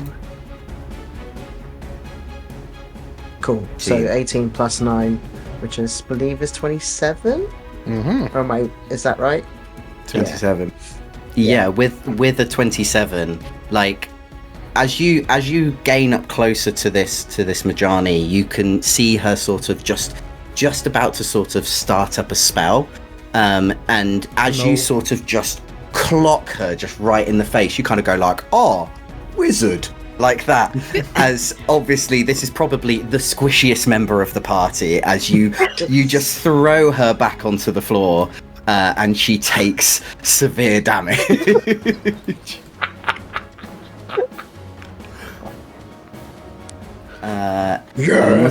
That was with a fear. Okay, Fear. so I Mhm. will You grab. can Yeah. butt in And- if you like. I will butt in indeed.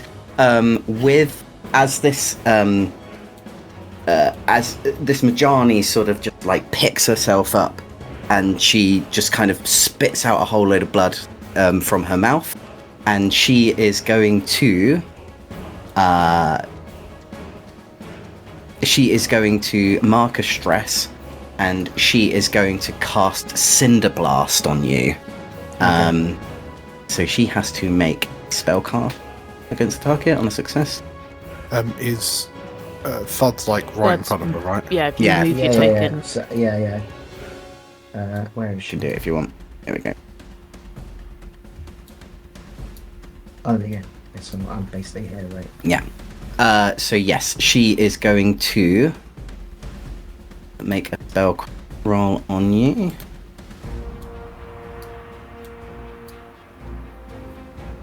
Does an 18.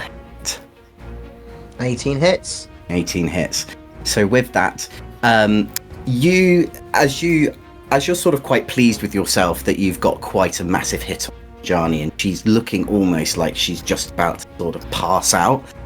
You feel the sort of soles of your feet start feeling hot, and then burn, and then that sort of fire sort of travels all the way up your body, as you suddenly just start bursting into flames.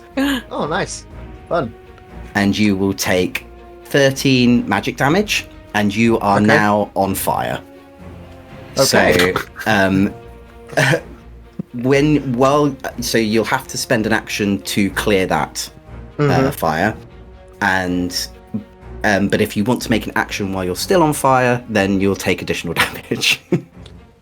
Just trying to figure out how stupid Thud is. Will he just fight on fire?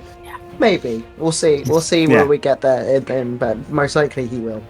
That was only minor damage, so I take... Oh no, I can spend an armor slot, can't I? Yep, So, you can indeed. Yeah. Use my armor slot.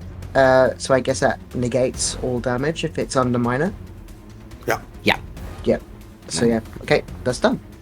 So yeah, so while you're sort of not feeling any sort of painful burning, you are realizing that you are now on fire, and you're going to have to do something to try and distinguish it. I'm on fire! Let's just shouting that very loudly. I am going to spend another fear. Oop. And I am going to send the Oran Sprite. He is going to... What's his one? There we go. He is also going to mark a stress and he is going to run within far range without having to do an agility roll. And he is going to just go right up to Corty. And because he's now in melee range of you, he is now going to try and do an uppercut on you with his bare little hands. Hang on. Have Thud and this sprite just like passed each other? Yeah. And just like, whoop, Yeah, pretty much. The two brawlers. Yeah, this little Terran sprite he's not a brawler, he's a martial arts brawler. Yeah. So he's not a juggernaut. And there's a June trying to Two tiny men. having a fight. He's not going to be able to uppercut and the rest of us, is he? He's too short. Well, maybe Bendel. Corty does a 14 hit. I believe it does. Let me check. Okay. It is my evasion. It is so it meets it, beats it. Meets it, beats it, yeah. Meets it, beats it. Okay. So he is going to make an attack, and he's going to do a bare fist action for 10 damage as he sort of just like clocks you on the chin. That is major damage. Oh no! I'm gonna Off of that, when a creature causes you or an ally within close range to mark any number of hit points, mark a stress, and I'm going to hex him. You're gonna hex him. He's now What? hexed. What does hex mean? So basically, action and damage rolls against a hex creature gain the bonus equal to your tier. So it's +2. Anyone that wants to hit this little guy gets a +2 to Nice. him. If you want to get rid of it, you have to spend 2 fear to get rid of hexed. Right. If you would like to get rid of hexed on him. Okay. So she kind of, Therenza just sees this little uppercut, and she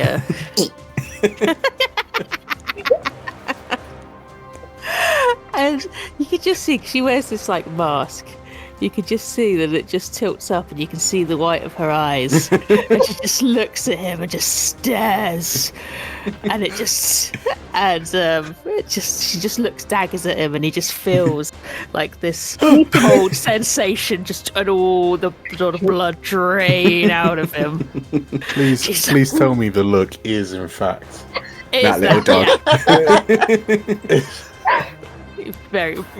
A chihuahua that's not allowed pizza. That is the stare that Ferenz is giving him. And he's now hexed. Cool. And, that's what you get. Well, my turn is done. Who would like to go next? I think Corty would like to retaliate. Yes, you get +2 to anything that you do to this guy. Damage and action rolls. So There's blood streaming from his nose. Like, uncalled for. He's going to get his little dagger. He's going to dagger. Yeah. dagger. Roll for Good. dagger. Roll Roll for for stab. Roll for dagger. I think that's +3. Don't forget to use your experience. I do not have an experience for dagger. You cannot poison the dagger. I will, but I That- have to hit him first. You have to hit him first, yeah. Yeah. Unfortunately, an 11 does not hit this little man. Is that +2? Does that have plus the 2? for hex. Even with plus the 2 for the hex, it still doesn't hit him. That you won't get him. Okay. So yeah, he has sort of, you can see that this guy is very nimble, that he knows what he's doing, and he's sort of been able to dodge out of the way of your dagger as you've kind of just gone, "Oh," and the sort of like the sting from your nose is just, oh, and you're finding it quite hard to sort of just like get him in the right rib. With that being a fear, I'm gonna use my spotlight turn. So the bard, the keeper bard that's at the back, she has picked up the artifact, and now she is aiming to run, sort of like in the direction of the organ. And she is now trying to make an escape with the artifact.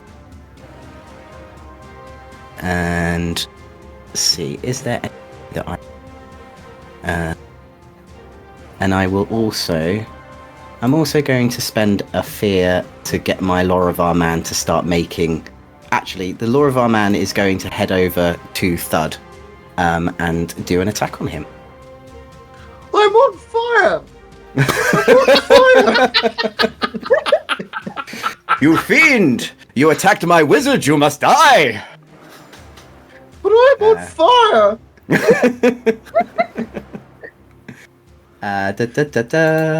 And he has got a... We are so pathetic. Well, not as pathetic as him, because he rolled a 7.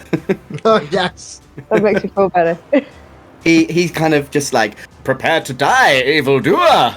As he tries to sort of like grab his sword out of it, but obviously the smack in the against the altar at the back has sort of jammed it a little bit in there, and he's just like, prepare! Oh. So yeah, who would like to go next? I'd like to jump in. Mm-hmm. And as this keeper's kind of bolting over to the organ, I can only imagine that Threnza, like, your attention, like, you can see Bendel stood there doing the muscle clench pose, and then, like, you look at Corty for a moment. Do you go, the artifact is over there? And then when you look back, Bendel has gone and has just appeared next to the keeper in the same pose. And you hear this, it sounds like someone wringing leather as he like flexes a little bit more, and I will attempt to terrify this keeper as well. Sure. So again, I think it's an intimidation of sorts, so it'll be duality +5. And that's a 21 with fear. A 21 with fear. So she will suffer. Presumably, I'm assuming she's failed, but she'll suffer 1 stress. Mm-hmm. I'm going to terrify her back into the corner, like due north. Yeah. And on a success with fear, she is now also vulnerable. Okay. So she sees this chiseled yet still wrinkly, just sort of like, or just like old leather draped over like a plush mannequin body.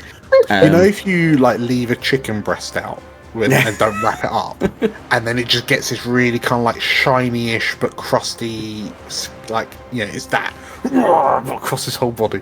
She screams just in pure petrified fear, and runs back into the corner, still holding on to the artifact with dear life.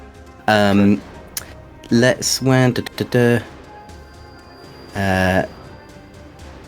Yeah, so she's temporarily vulnerable. She's temporarily vulnerable. I'm just checking this one. Get her! So, while to spend sort of like, because you rolled with fear, to spend my turn, as she runs away, she's just kind of screaming, just like, oh my god, he looks like a weird scrotum! As she sort of runs off back into the corner, casting Troublemaker. So I need to make a proficience roll for her.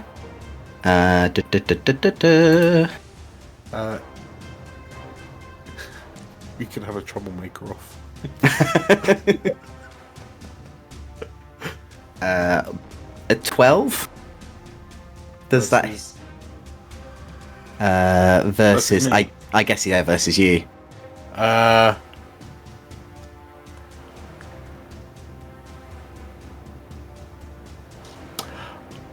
can... So I will spend my last favour to gain a +1 bonus to my invasion until I mark a hit point or take a rest. Okay. That takes me up to 13 and 0 favour. Okay. So, yes, you can... You've heard it all before. You're like, yeah, I know. There's a bending of the knee, and the foot goes to a tiptoe. So, Bendel heard worse from Ulick. So, yeah. So yeah, she tried to cast Troublemaker on you, but that obviously you're just like whatevs. Yeah, scrotum and proud. So who would like to go next? This keeper still has the artifact in her hands. Yeah. How far away is she? She is in far range. So to get to her, agility. Yeah, give me an agility roll. Yeah.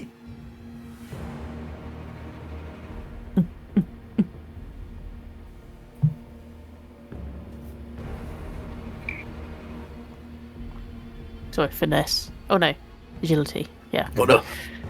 Oh no, I get my terms confused. As can't see it because the dust. 14. 14 with fear. Yeah, I mean this terrain. There's nothing sort of difficult about it. So you, after you sort of stared daggers, you've heard the voice of "he looks like a weird scrotum." You suddenly just go like that, and Who's next? and sort of Terminator run in your high heels up to this keeper. They're a sensible wedge.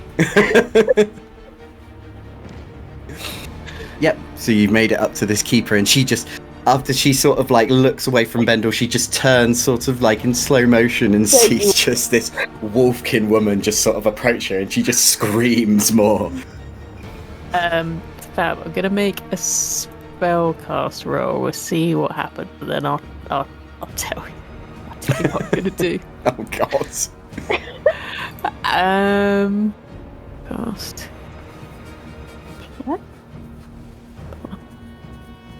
3.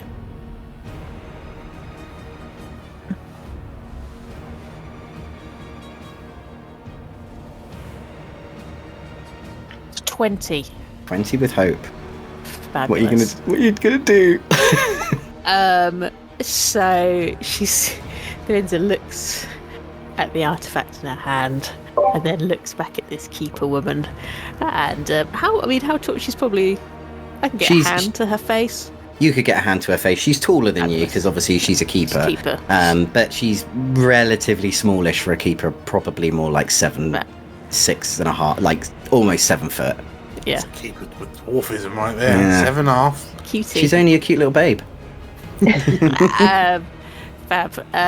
Lorenza kind of looks up on her, and this just like little sort of malicious grin comes across her face, and she thwacks her hand right onto her face, and she's going to siphon her essence. So with a successful spellcast roll, on a success, once per long rest, the target takes 2d20 magic damage plus proficiency, and if I haven't got any hit points lost, but if I did, I would also take her hit points. But I just wanna. She too shall be scrotum. So 2d20 plus my proficiency. That's a 29. 29. Health. I'm going to suck from her. So and she's vulnerable as well, isn't she? Does that do anything to the damage? Advantage. Oh, it's just advantage. just advantage. I didn't need it. Fair enough. So, have you ever seen like Green Mile? Yeah. Like that. She's just slowly drawing her hands away as the kind of like, and you see the whites of her face. I will say, never see Lorenza so happy. with this magic damage, I will so you have obviously caused severe damage. You is there anything that you can possibly do to sort of boost this damage up a bit? Kick her in the shin. I mean, You got anything? Because I'm just saying that you are one off from doing double severe to her. Oh god. It's not much. She's I only a mean, squishy little bard. I mean, you've rolled with hope, so you could just take, keep the spotlight and then headbutt. headbutt. Yeah, that's true. She's off. So you've done severe damage to her.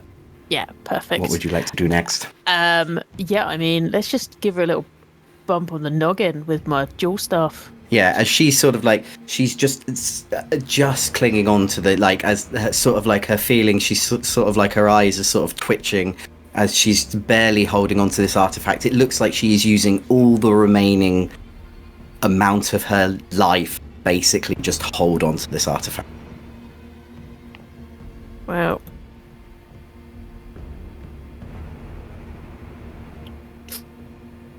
$14 with fear. For Plus Hit D6 if you need it. Oh, plus a D6, of course. Well, you don't need it, you've hit. I don't. I got her. Yeah, so she's just kind of sucked as she's holding on, and Therenza just moves her jewel staff the other way around and just gives her a right big crack in the ribs. Yeah. Just. I mean, you try to sort of give her a crack in the ribs, but your whole sort of just absolute rage from this whole idiotic debacle that you've just had to go through, it sort of hits just the right squishy part, and it just goes straight through her, as she just kind of goes and drops the artifact on the ground, and she is just sort of lies there prone, sort of on your staff. Ugh. So the artifact goes clank, clank, clank, and it just sort of like this. It's almost sort of like a hexagonal shape. We have a hexagonal. A hexagonal. With you can see sort of like gleams of sort of pinkish purple light that sort of whirls around it as it sort of tinkles sort of like onto the floor. The Lorivar man sort of looks behind you, and he goes, "How dare you, for my companions!" like that, and he rushes over to you, Therenza, and he is going to body bash you. So, well, first off, he's going to make an attack with his little broadsword. Yes.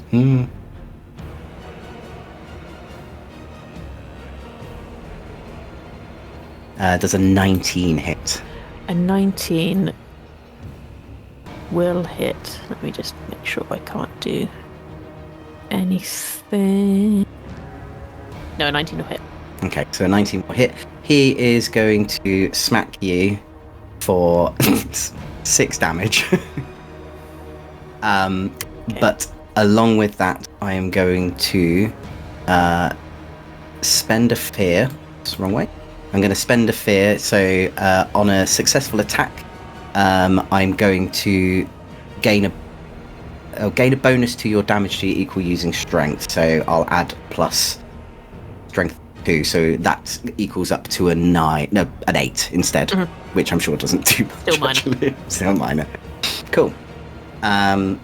So yeah, that's his go, and he sort of like catches you. He sort of kind of slices like a part of your thigh, but literally just does a little nick into it as you sort of look at him and go,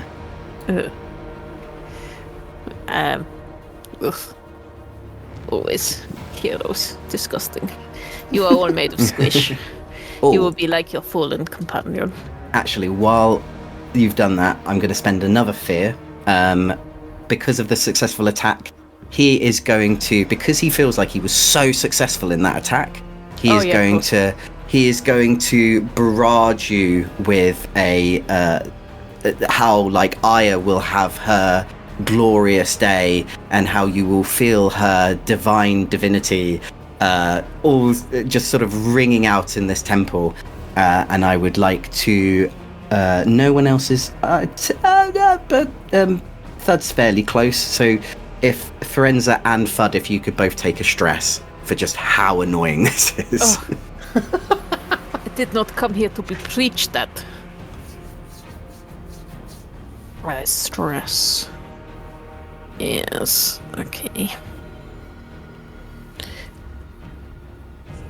Where is this artifact currently? The artifact is it's literally by your feet. Can I pick it up? You can pick it up. If I pick it up, is anything happen? As you sort of kind of like, this guy's probably like niche your thigh as you're picking it up, and you're just like, what? Get off.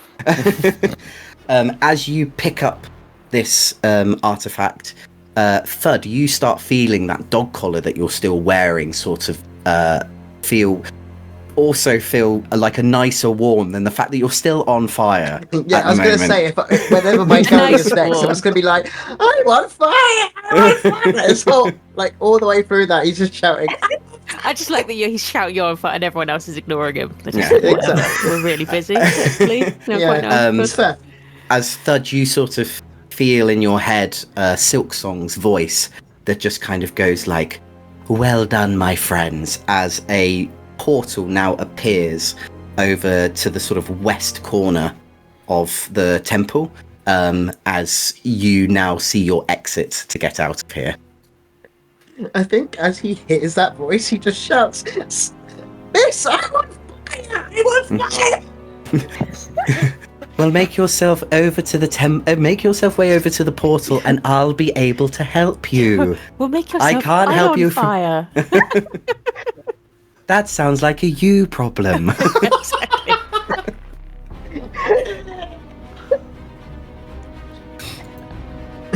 Is it only Thud that can hear it?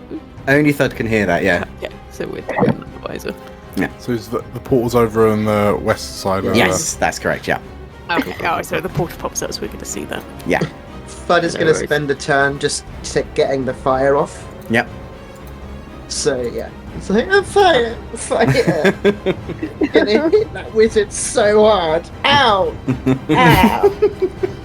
Yeah, that wizard is still sort of just like, I know. She's still there, pulling herself up, on her staff, and her one hit point. The wizard's clambering to her feet and is just watching you just stand there going, ah!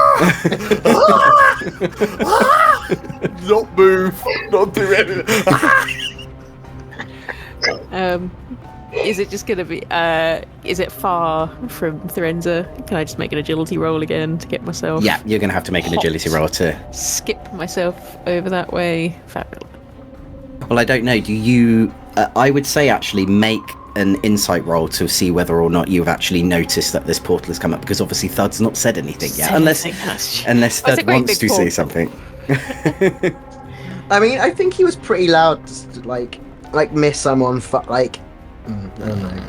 No, Thud's not saying anything. He's too focused on fire. Yeah. No worries. Let's make a quick... Make a little insight roll, please, just to sort of... Roll.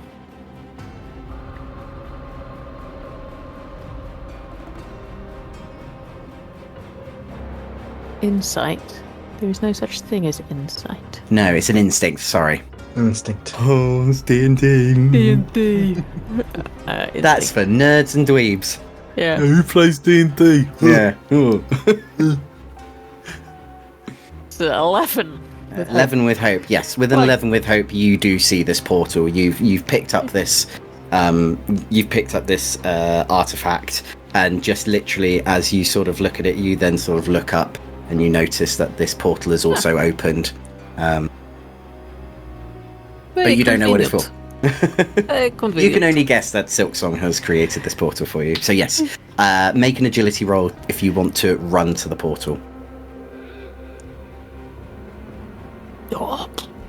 I have a feature which I can spend 3 hope called Witch's Charm. When me or an ally within far range rolls a failure on an action roll, I can spend 3 hope to change it to a success, but with fear. Okay, yeah. So I succeeded, but with fear. Fantastic. Yes, so you've succeeded that. So yes, you can put yourself right next to the portal. It's completely up to you of whether or not you go through it, I think I'll or just if you stay stay right behind next to it, but with the. I'm just like, come on, guys. We leave. We have done things. We got one. That is good. But we have no time to stay. On a fear, I'm going to... Yes. On a fear, I will make the sprite, who is currently still right in front of Corty,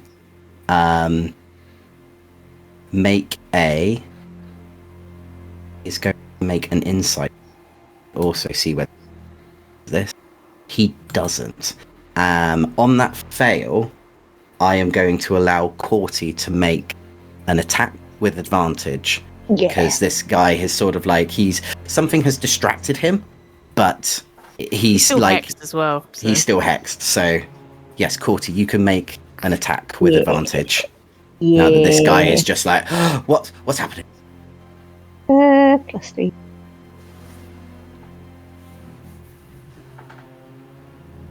Oh, with advantage, so I roll another one? Yeah, you roll 6. No, You roll a D6. D6 with it. D6. Oh, with a D6. There you go. Okay. Sorry, we do that again. 24 with fear. Yes, you've definitely sort of striked this man now. So yeah, while he's kind of going like, oh, what's going on? You can mark some damage on this boy. Yeah, some damage. He's gonna poison this. He's gonna while they were slap fighting, he's gotten his dagger and he's jammed it into one of the many bottles like in his cloak. Mm-hmm. And he's jammed it into leechwood, which means gain a +D6 bonus to damage on Nice. attack. And jab him with his dagger. D8.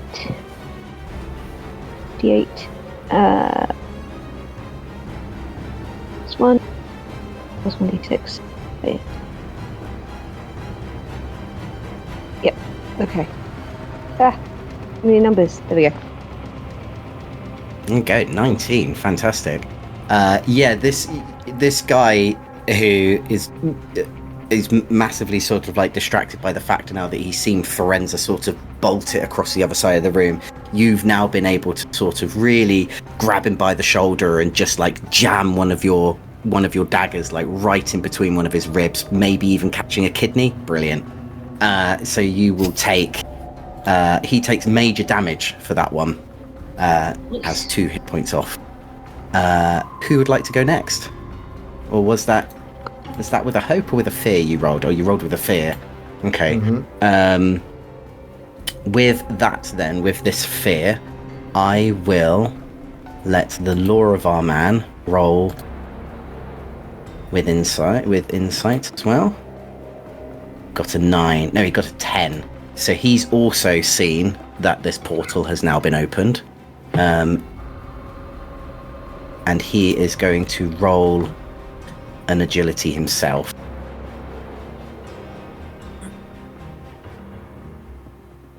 (14). So he is also running over to the portal and going, "Not so fast! Don't let them get away!" As he's belted his way over to you, Forenza. I was gonna argue, could FUD prevent him from getting there?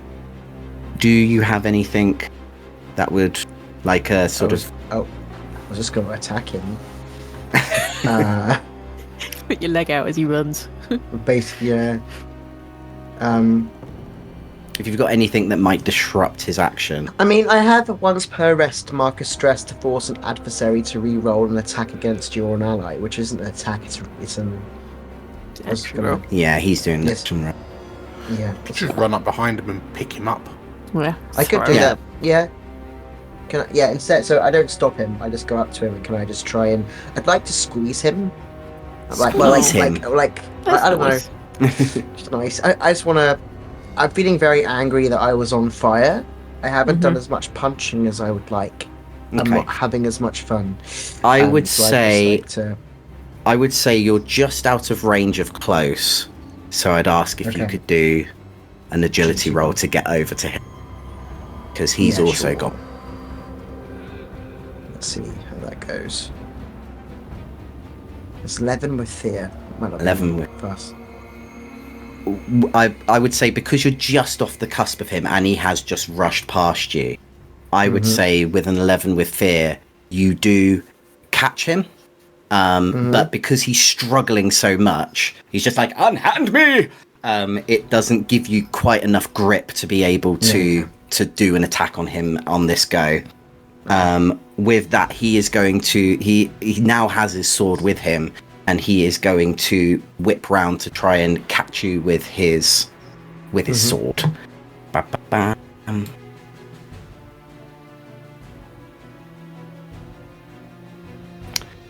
Be a 19.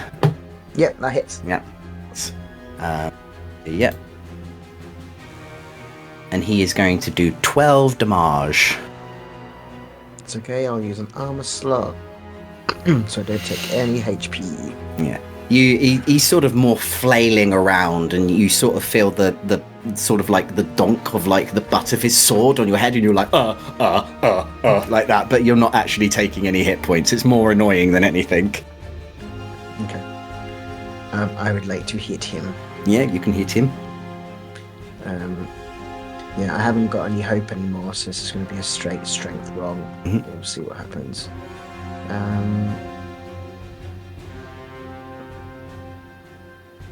So it's a 15 with hope. I gain a hope. That's nice. Yep. And that meets it, beats it. So Nice. you can roll some damage. You're more than welcome also to do some more combos. Yeah, I'm gonna do my combos. Let's go double check if there's anything else. Just double checking there's nothing else I can do with my hope. I have it just to try some stuff out. Unfortunately, I can mark a stress to target 2 creatures within melee range, which is quite useful if 2 people were attacking me at once. Yeah. No, everything else is kind of normal. So what I will do is I will do my usual stuff. So I will mark another stress. And I will do my combo strikes again. So we're going to roll a d6. 5s. Anything under 5. And 5. A 5. 5. Oh, 2 5s. That's right, that's 10. Oh no, 10 plus 16. 6. So yeah, so Yeah, so 16. And then I get to roll. So again, it's just to let you know. So usually it's a D8, not a D10. But because I'm Juggernaut subclass, my D8s become D10s. Okay. So that's how that works, which is just really cool. So yeah, so it's 2D10 plus 2D6 plus 2.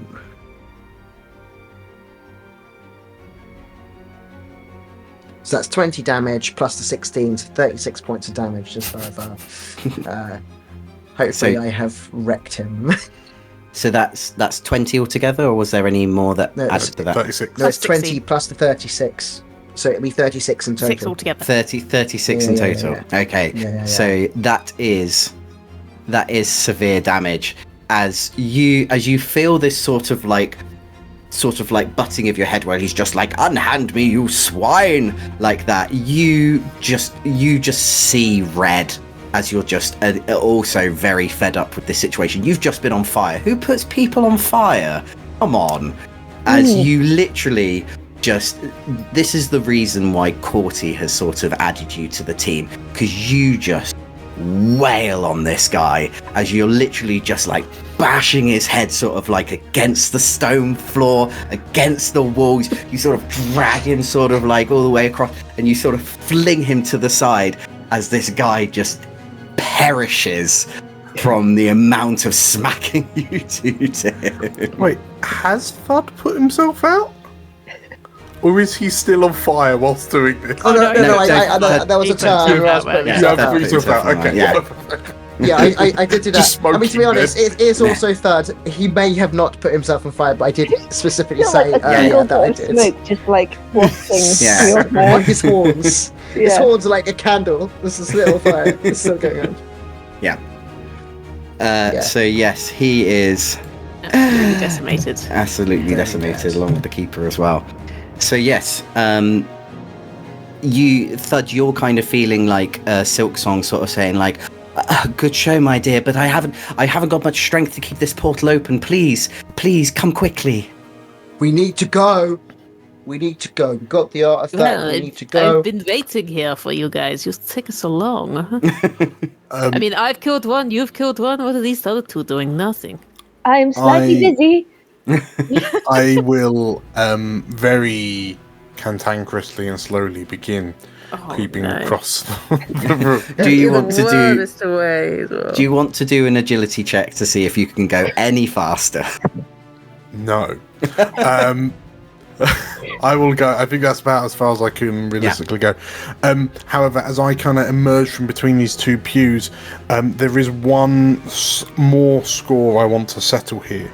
And I turn to the left, and because I can see the old Oran sprite, he can magically hear me. So I will declare, young man. And I would like to use Troublemaker to taunt and or provoke this Oran sprite by referring to him as a young whippersnapper. Yeah.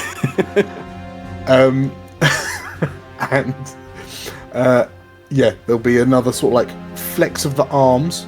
To bolster this, I'm going to spend my hope to use my so incredibly old experience for a +3. So it's a presence roll, so that'd be a +6 in total. Young man.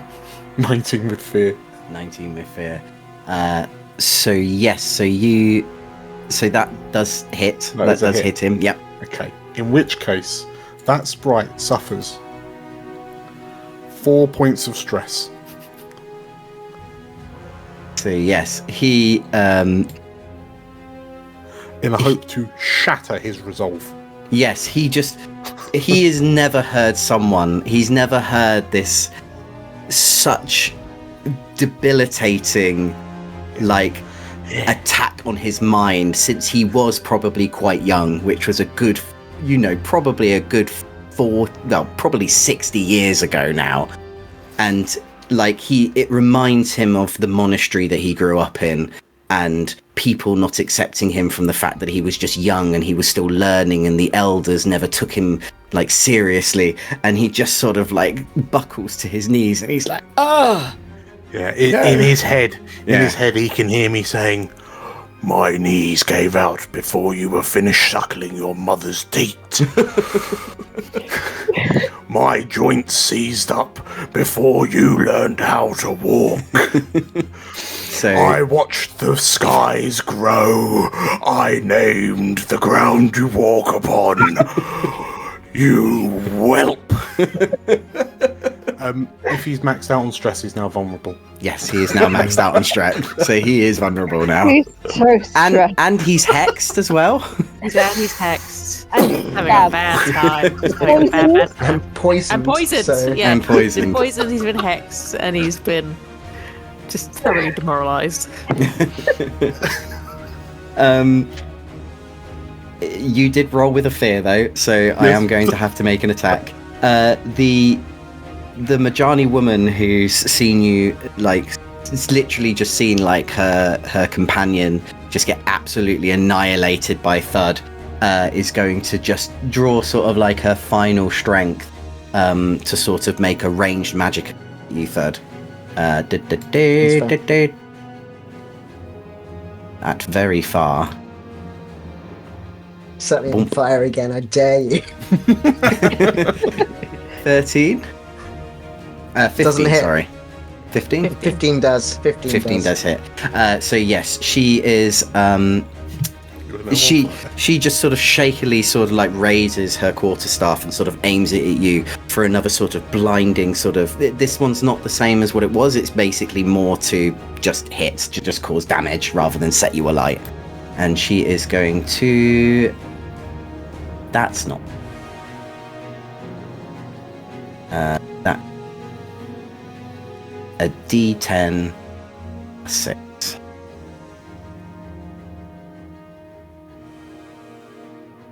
So she hits you for 13 damage. Yeah, that's still minor damage for me, so I can mark an arm slot and don't take any HP. I love my boy. He's called Thud for a reason. She's going to sort of try and stagger slowly over to you guys, but she's not making sort of very fast effort to get to you. Who would like to go next? Corty, the chap in front of you is now sort of like buckled at his knees, where he's just like, you don't know why he's just sort of buckled to his knees. You just kind of believe that it's just because you're so cool and intimidating that he's probably just done that. The poison's starting to work. Yeah, the poison's starting to kick in. Oh, at last! Oh, great! Yeah, Corty does not have the morals to, like, not take advantage of the fact that his enemy is on the ground. He's going for a stab. Yep. So he's going to go for it. He is vulnerable and he's hexed. So excellent. So that is a advantage. A D6 plus 2. Yes. Plus 2. Excellent. Thank you. Poor guy. Yes, that is a 17 with hope. You definitely get him. Nice. Get my little. I'm gonna coat it in poison again. He's already maxed out on stress. He is already maxed out on stress. Yes. Okay, I'm gonna coat my dagger in Gorgon root, not because I think he needs it, but just out of spite. Yeah. And it's the target gains a permanent -1 penalty to their difficulty. Right. So that's 2d8, 1d6 plus 1.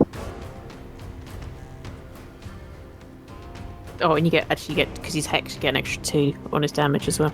Yeah. Nice. So that's a 12 altogether. Yes. Oh, and no, it's only that attack. Yes. Okay. So with a 12, that is only minor damage, but you do sort of. How would you say that? What kind of attack have you done to him while he's on his knees? Sort of. Oh, Corty was absolutely going through the neck. Yeah. As you sort of just like catch him through the neck, he then just kind of goes like that as he's then sort of falls to the ground. Nice. Nice. Because it was a hope, I will. You can take another go if you want. If you want to start making a run for it. Yeah, he'll start going for the portal. If you could make me an agility roll, sort of get there quickly. What's my agility?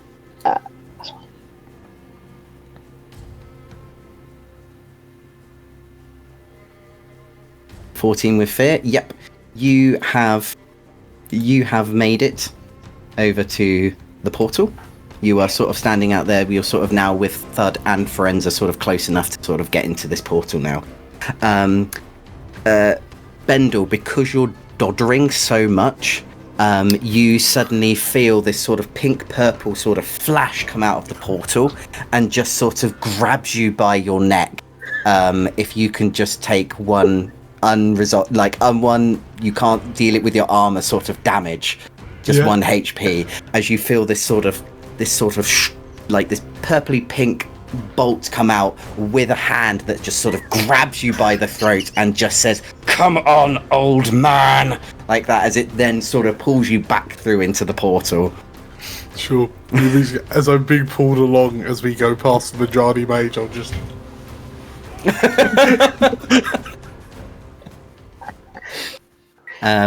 So I'm taking it you're all popping through the portal. Let's get out of here.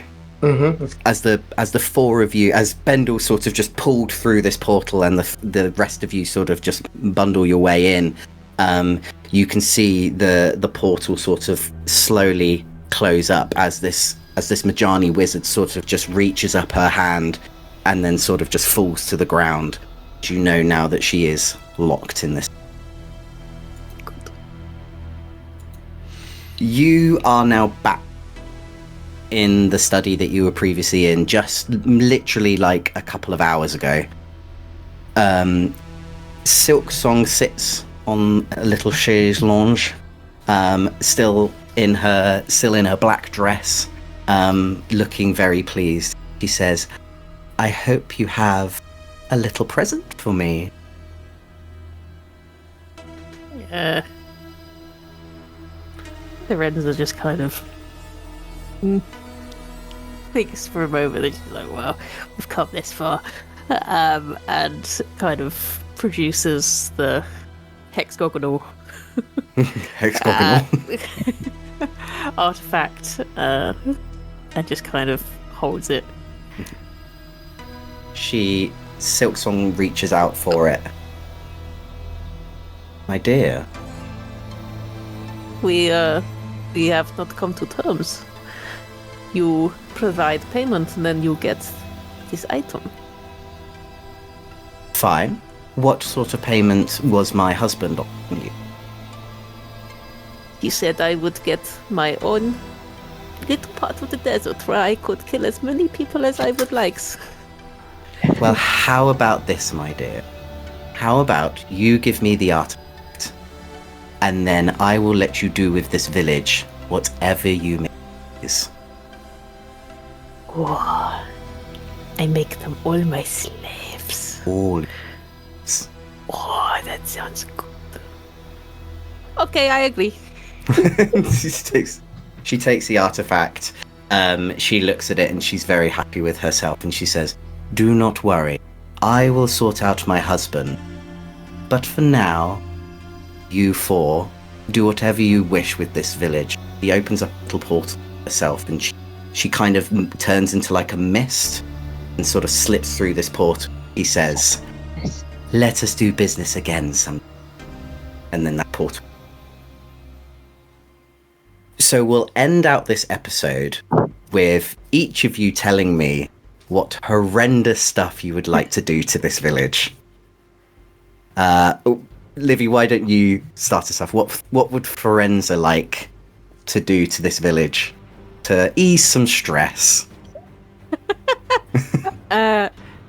She will burn the entire village fate to cinder and ashes. And create from the burnt stools her own throne of ash and dust. And she will get the villagers to parade around in Easter bonnets for her own amusement. Bendel, what would you like to do now with this village? I will take residence in the bakery. I will force the bakery staff to feed me all of the scones with the hard exterior cut off, whilst other villagers have to sweep up the ash and dust that Forenza keeps on blowing around the place. While I live out my best Archmage Ulick fantasy of just sitting with my feet up on a little poof. Just gumming the inside of scones. Yeah. Thud, what would you... Unbuttered. You absolute devil. You fiend. You're too evil for me. What a monster. Thud, what are you doing now with the power that you've gained over this village? I feel like genuinely, I feel like he will see how his companions deal with it, and then he will just really want to fight people. So he will just mind his own business, seem completely content, and then suddenly seem really bipolar and be like, "You and me, we're gonna fight, yeah?" So like whoever this little villager is, and obviously win. and just crush them and be like, that was a really good fight. Well done, mate. While this like perished villager is like broken on the ground, and then just continue as though nothing happened. Probably invade the bakery. Has he still got perhaps. Sonic the Snedgehog as well? Oh, he absolutely still has Sonic the Hedgehog. Like I feel like he wears him a bit like a fur coat. like he's Has he gutted way, him? Sort Just of to like make a him kind of fur. Yeah, so like it becomes a fox fur. Yeah, With he's the a head Sonic sort of like the as a Hedgehog. hood. yeah, like a bear that Absolutely. he's attacked, that he's sort of Yeah. won the pelt of. He likes to tell people that, you know, he was on fire and punched an explorer. Makes him feel really, really like gutted an explorer just to really freak the villagers out. He doesn't mean to freak the villagers out. He's just telling them what happened. But then he'll fight them and be like, "See, like that, just like that, like the blood and the crushing, just like that." And then just carry on. Bless him. And Cortinaeus, how have you spent your time? He is going to take up residence in the temple that we visited. The very lovely, beautiful rose. Was it rose blossom? Yeah, the shrine. Yeah. That's going out. He's going to make the temple that he expected to find when he was told there was a temple nearby. He's growing his mushrooms in there. It's getting dark. It's getting dank. It's those rose blossoms are going. Any villagers helping I mean, you? yeah, if people might want for a little bit of a taste test. New bits. He's very happy. He's very, very delighted to have a new little laboratory. Thud is obviously also helping. He's lab assistant. Yeah. As Imagining him with his little test tubes. He's the best pipetter. Yeah. as the fire and cinder of this once green and lush village now turns to ashened, bloodied, mushroom-ridden, crumb-scovered derelict of what it once used to be. The moans and the wails of the now enslaved villagers, once with bright smiles, now gaunt, with tears running down their face, dirt all over their bodies. As news gets back to Avamore of this absolute pillage that has happened to this once little town, you hear word that you are now on their highest and most wanted list of adversaries to elsewhere. And what could be greater prestige than that? And thank you for playing! We'll leave it there! Bad lad. Bad lads. Thank you, Uh, Nate. That's all right. I hope you guys enjoyed. I hope you enjoyed as well. Yes, that was us giving a little taster test of The Void. If you are playing Daggerheart yourself, or if you want to give it a little tester as well, it's on the Darrington Press website currently at the moment, where you can download the test cards for free. And I think the majority of it as well is also on Demiplane. Where you can create characters for free, and you can also then use the domain cards and the extra communities and the extra classes as well. You can get those all sort of sorted out as well. So if you want it in sort of like a more printed physical version, you can go to Darrington Press. If you want it more digitally and create characters with it, you can find it all on the Demiplane website. But if you're interested in playing Daggerheart, they've obviously released the full version, and you can get that on Drive-Thru-RPG, which we happen to be affiliates of. And if you click the link below, it doesn't cost you any extra. It just gives a little bit of a kickback to us. And we thoroughly appreciate that, because everything we do everything that happens all goes back to the channel.